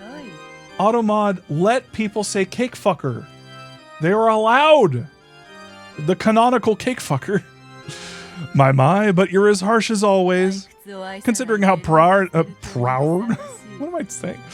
Maybe the alcohol is getting to me a little bit. Considering how proud I was to have created a development so impactful that it might satisfy even the boredom-hating Lady Berncastel. This response is quite harsh. Well, I'll admit it was impactful. However, it was horrible as a fair game. Unless you make the conditions a bit more even. Are you saying there's no way to win? Not even for Lady Berncastel? I wonder what you mean by that, Beato.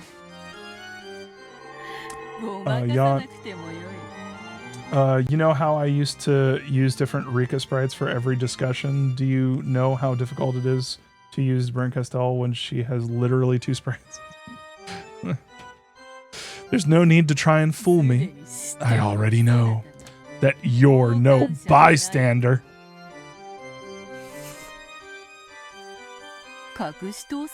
Were you planning on hiding it? You're an outrageous person to come into someone else's territory for such a great distance to work against them. You came to watch from the sidelines and probably to push strongly for my defeat. I've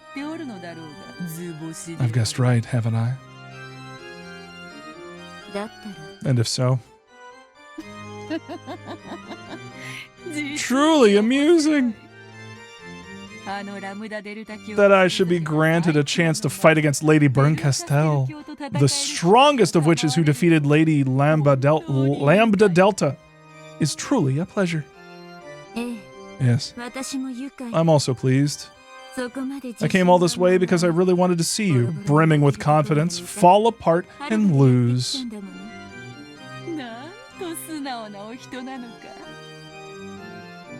Sorry, I suddenly got the image of Berncastel like putting her feet up on a Beatrice on all fours. Not naked. She has clothes. I'm not weird. It's fine. She's just a footstool. She's clothed. It's fine. It's not weird. I'm not weird. The Atroid knows. Even so, it would be a shame if the contest between me and the great Lady Berncastel was resolved without at least one observer. You called her here, didn't you? That kid. Who is it? Is it Shannon or some shit?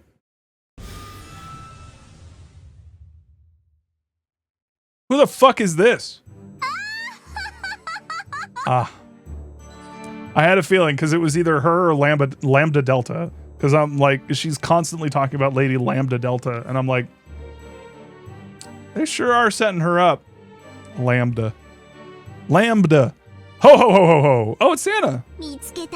I found you. I finally found you, Berncastel. How are you, Lambda? Looks like you've got lots of spare time, too. I wonder if it's fate that the pair who hates boredom should run into each other again. Stupid kid. Can't you see you only won against me because of a little luck and a problem of compatibility? After that, you became such a brag, and now you're even picking a fight with Beatrice. Shouldn't you learn your place? Giggle. Beatrice is strong. And she's even more brutal than I am. Just a bit. And by the way, don't go shortening people's names without their permission.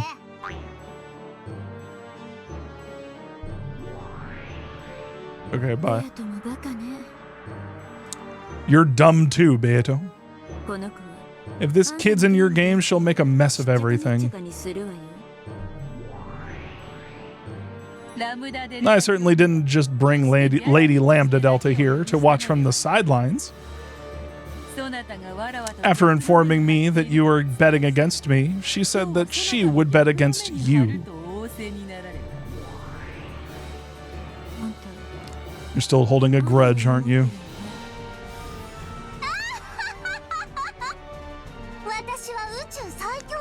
She reminds me of someone.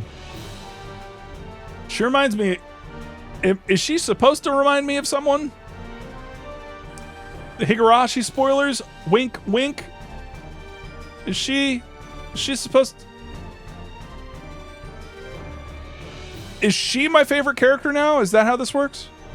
By the transitive property of Higurashi? Because I'm the strongest witch in the universe. But I lost to you, which means I'm not the strongest. So any enemy of yours is my ally. Cackle, cackle. And there you have it. With the great Lady Berncastel as our opponent, this may not even count as a handicap, but it should make for good entertainment. What was Lambda Delta's power again? Do as you like. Now that I've been exposed, allow me to get serious. That would be well. Going easy has never been written into my dictionary. Cackle, cackle, cackle, cackle. Lady Lambda Delta, let us enjoy our precious time together. So, okay. All right, we'll defrag after we're done. I keep talking and extending shit out. Check her character entry. Okay, you want me to do that now? I guess I'll just do it now. All right. The Witch of Certainty, who has lived for 1,000 years. She embodies the idea that hard workers are rewarded and is revered even by humans. Though she is a witch, she does not stray far from the concepts of humans. For that reason, her power as one worshipped by humans is incalculable. Incalculable.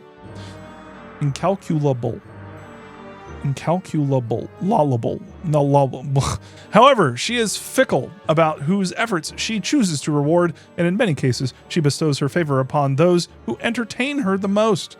Her immense, swift, and terrifying power can make any witch surrender in an instant. However, she is often reckless, and Berncastel was able to take full advantage of that. And then Berncastel is the Witch of Miracles. Okay, so the whole idea of being a witch is like her thing. Does she have a tail? No, she doesn't have a tail. But Berncastel has a tail. The Witch of Miracles, who has lived for 1,000 years, her vast power is capable of creating all kinds of miracles, but her heart has broken a bit as a result. Back when she was a human, Lambda Delta once imprisoned her within a cruel fate, toying with her the whole time. As a result, it seems she's unable to abandon others who are caught within a similar fate. Theoretically, she's a witch with the greatest of powers, but in practice, this is no more realistic than folding a piece of paper 100 times so that it reaches the moon. Yet, she did fold it 100 times. Oh. Endless witch. Who has lived for 1,000 years. How long has she been alive? Yeah, they've all been alive for 1,000 years. She is known for being exceptionally cruel, even among witches. She loves bullying the weak and is capable of using trial and error endlessly to find the cruelest fate they can possibly be given. And she toys with her victims even further by piling one after another. This witch is extremely powerful, but word has it that she sometimes becomes obsessed with creating certain patterns so that her means end up becoming her goals. Yeah, I'll be counting on you, Lady Beatrice. I've been betrayed pretty bad by her, too. Until the two of us smash her up and pay her back double, I won't be able to rest. Oh, my fucking God. I'll be counting on you, Lambda. And you, Beato. No matter what we will fight over, this will be a very significant battle for us all. That's right. Of course, I don't plan on losing, but we've got a goal beyond who wins and who loses. Hi. After all, we hate boredom.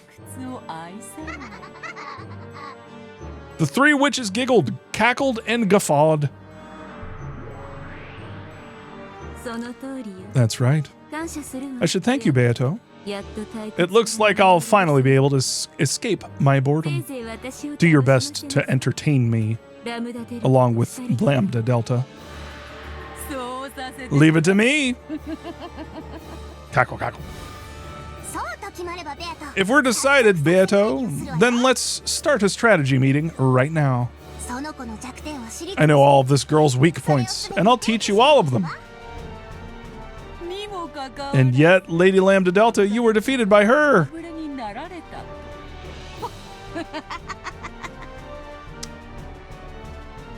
I just gotta, just gotta let her laugh every now and then. Gotta really appreciate it. Gotta savor it. I won't tell you. Sun? What? Sun? Cackle, cackle. Ha ha ha ha. Sun? What is that just like a folk, is that one of those?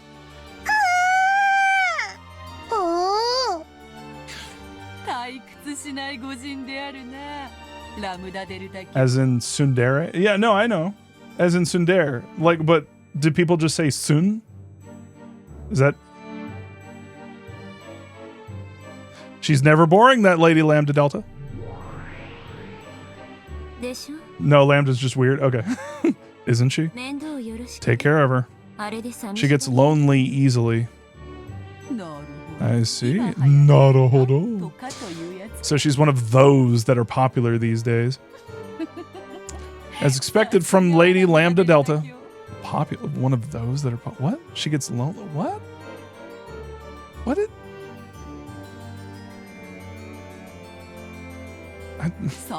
I need context, goddammit. They're gonna fucking throw so many things that explain shit at the end that I'm not even gonna like register half of the shit. Anyway, quick cutting edge. Quite cutting edge. Go already. That kid's waiting for you to chase after her. Then, if you'll excuse me, see you next game. Cackle, cackle, cackle, cackle.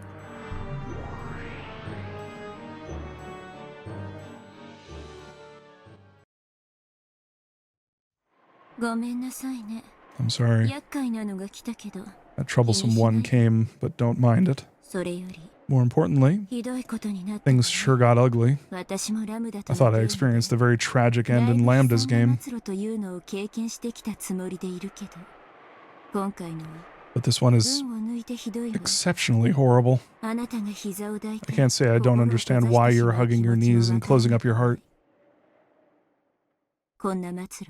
If you meet a fate like that a few more times, it'll take a lot less than 100 years to kill your heart.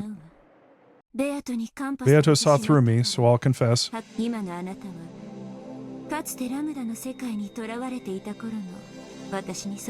Is this?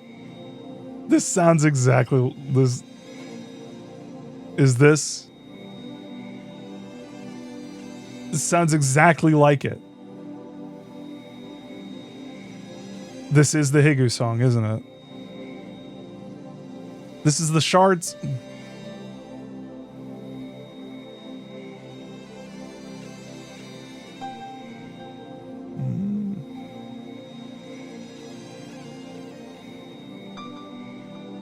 Shards, yes, it's the shards, yes.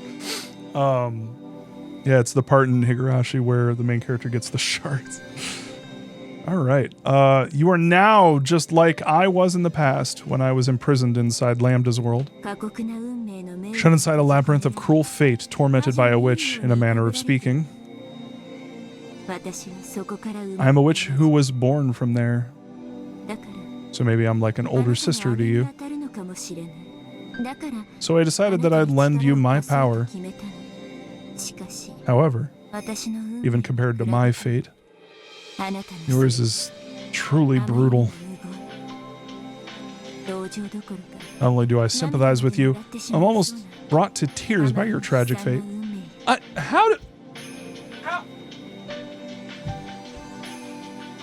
How do you play this without playing Higurashi first? Like, legitimately, like, how? Like, there's so much connective tissue. You have no idea what's going on.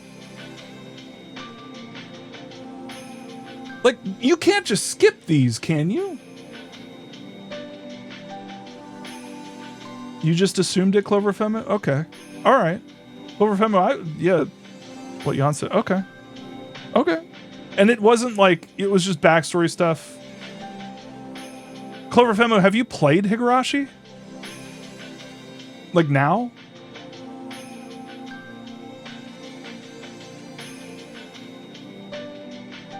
I wonder if it's like playing Silent Hill 2 before playing Silent Hill 1, which is what I did. Or it's just like, there's weird shit going on here. I don't really have context for everything, but this just seems like way more. And watch the whole book club. Oh, okay, all right. I'm almost brought to tears by your tragic fate. But please, don't lose heart. Please don't submit to Beato, no matter what. Certainly, that child's game is quite unfair. I've only been allowed a glimpse of the game board.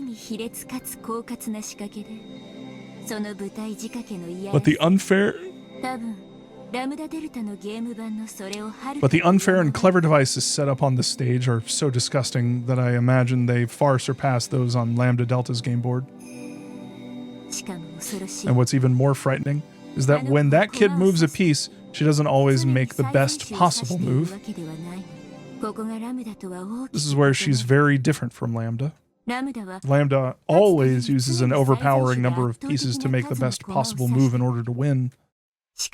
But Beato sometimes intentionally goes easy on her opponent when she moves her pieces. Since when we're in trouble, we try to seek out our opponent's strategy by looking at their moves. This creates a very formidable amount of noise in our information. That might cause a troublesome amount of disorder. However, as in chess, though a player might be able to create some noise for their opponent with a useless move, they'll still miss out on the more valuable move they avoided. In other words, it's not like your opportunities to take advantage of this are zero. Although you may not be able to believe it, that analogy holds true for this game as well. Even though those developments looked so overpowering, there actually was a weak point. A weak point that almost looks like she wanted you to take advantage of it. Though, I don't know if it's a trap or if she's testing us. Was she talking about the red text, maybe?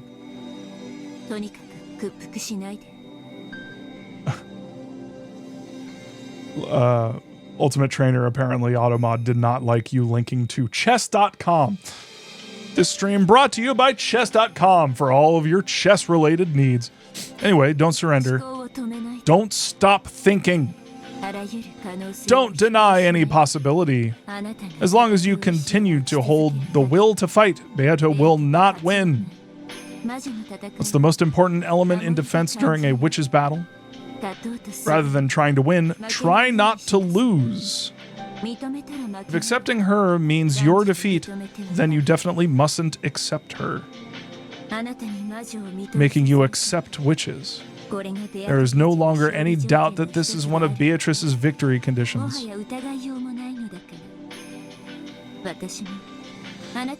Now that I have announced that I'm your ally, I too will make as great an effort as possible to lend you my power.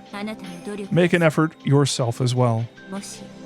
If you're still hugging your knees, quickly stand back up. In times like this, what did I used to say again?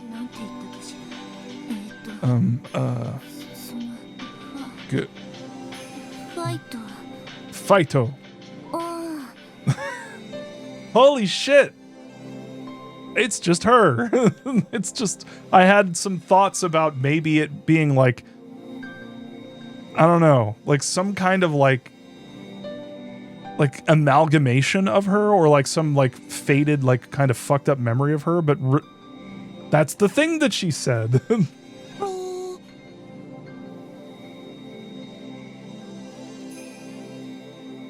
I'm very happy right now. She said it. Here, I'll duck for you. Meep. Yeah! I knew it was coming. It's so embarrassing doing this. I've done this much for you, so quickly stand back up.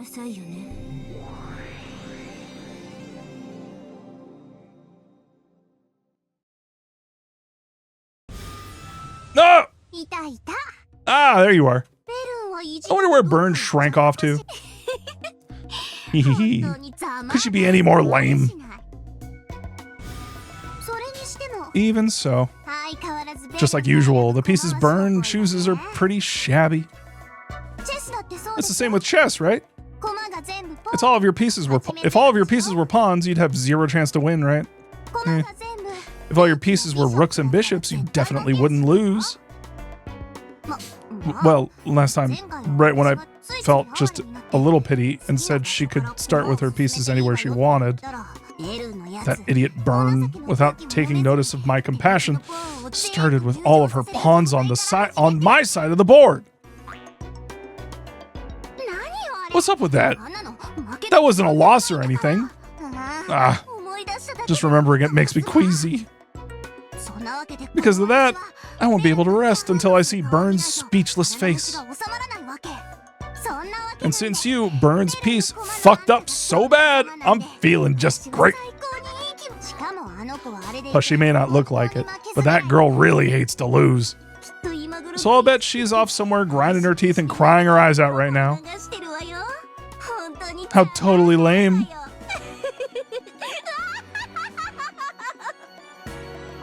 Come on, laugh with me. No. Wait a sec. Are you still hugging your knees? You're already like this just because Beato got a little serious? Could you be any more pathetic? You're so pathetic, I'll help you just a little bit. I, the great Lady Lambda Delta, the Witch of Certainty, and the strongest in the universe, will associate myself just a tiny bit with you and your hopeless chances at winning. You should thank me. You know, Beatrice may really be a cruel and powerful witch, but she's no match for me. Why? Because she's soft. Though she'll set up the board in a way that'll let her win with just a few more moves, she'll intentionally avoid cornering you. She'll do things like take worthless pieces and place excess pieces on the board to make things more one-sided. Simply put, she's got the bad habit of playing around as soon as she thinks she's won. Almost all the various attacks that hurt you and burn look like utter waste and overkill to me. In other words, she's got a weakness, and you've got a chance. See? She isn't an opponent to be afraid of, right? I feel like this is also talking about how, or this is kind of hinting at the idea that, like, we're just dropped into this situation sight unseen. We don't have any context for these characters. We don't know their backstories. We don't know where, like, a lot of these people are coming from. We don't know everyone involved on the island. And so in that way, the pieces are already in play. You know what I mean? So sometimes mistakes she sometimes mistakes her means for her ends, and she has too much dark fun. Sometimes that even ends up creating and exposing her own weak points. For a super powerful witch like me, it's hard to understand why she's able to act so tough. Why she lowers her own chances of winning. But, well, because of that, a witch like Byrne, who likes to thoroughly read her opponent, has a really bad affinity with her, because reading her doesn't work. Maybe it's really easy for Byrne to read and handle a straightforward and honest type like me. Annoyingly enough, well, still a super firepower type like me can flat out beat up a light, wide-range barrage type like Beatrice. So it's kind of like rock, paper, scissors. If I'm paper, Beato is rock. Which means Byrne is scissors. Well, maybe that doesn't matter. Even though my paper loses to Byrne's scissors, if I was a sheet of super paper, which is way more awesome than normal paper, I would beat even scissors, right? I mean, you're not wrong. Basically, I, Lady Lambda Delta, am super paper. I like her. I like this girl. By the transitive properties of Higurashi. Appreciate you.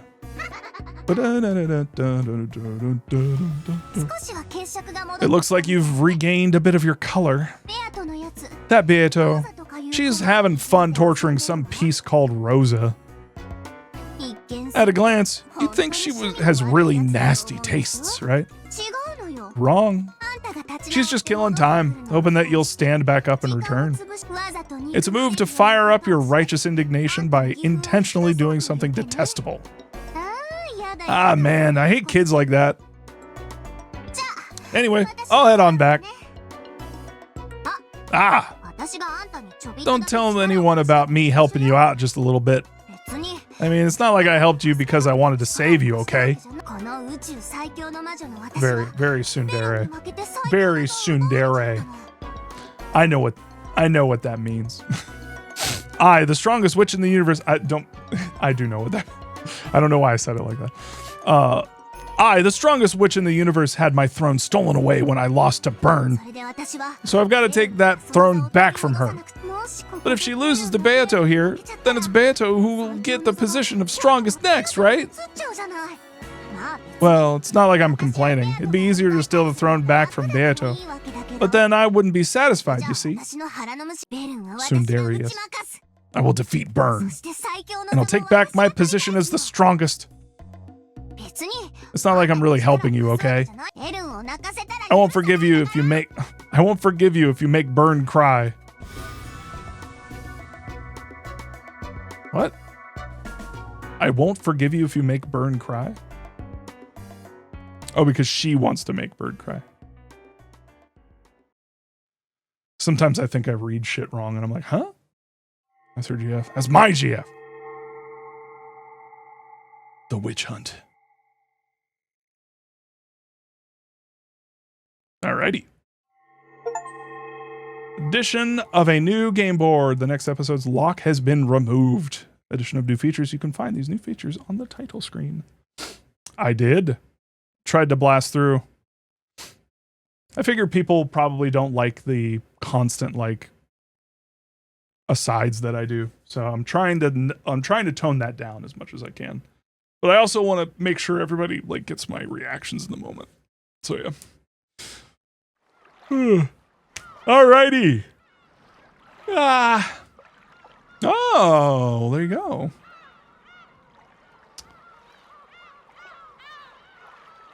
Interesting. Wonder how we're going to start this time.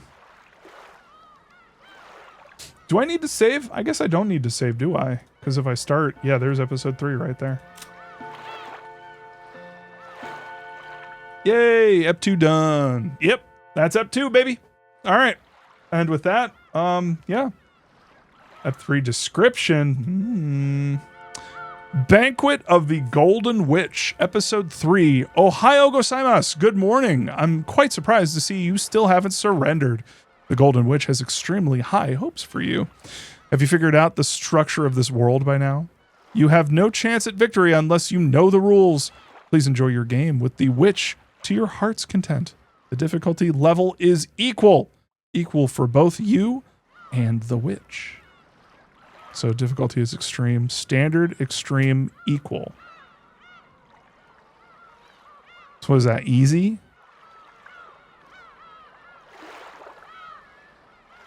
Okay. Land of the Golden Witch. All right. Ep 2 was so hard that Ryokishi rewrote Ep 3 to be more fair. How were these released when the game first came out? Was it like a Higurashi situation where it was like episode by episode? It's baby mode.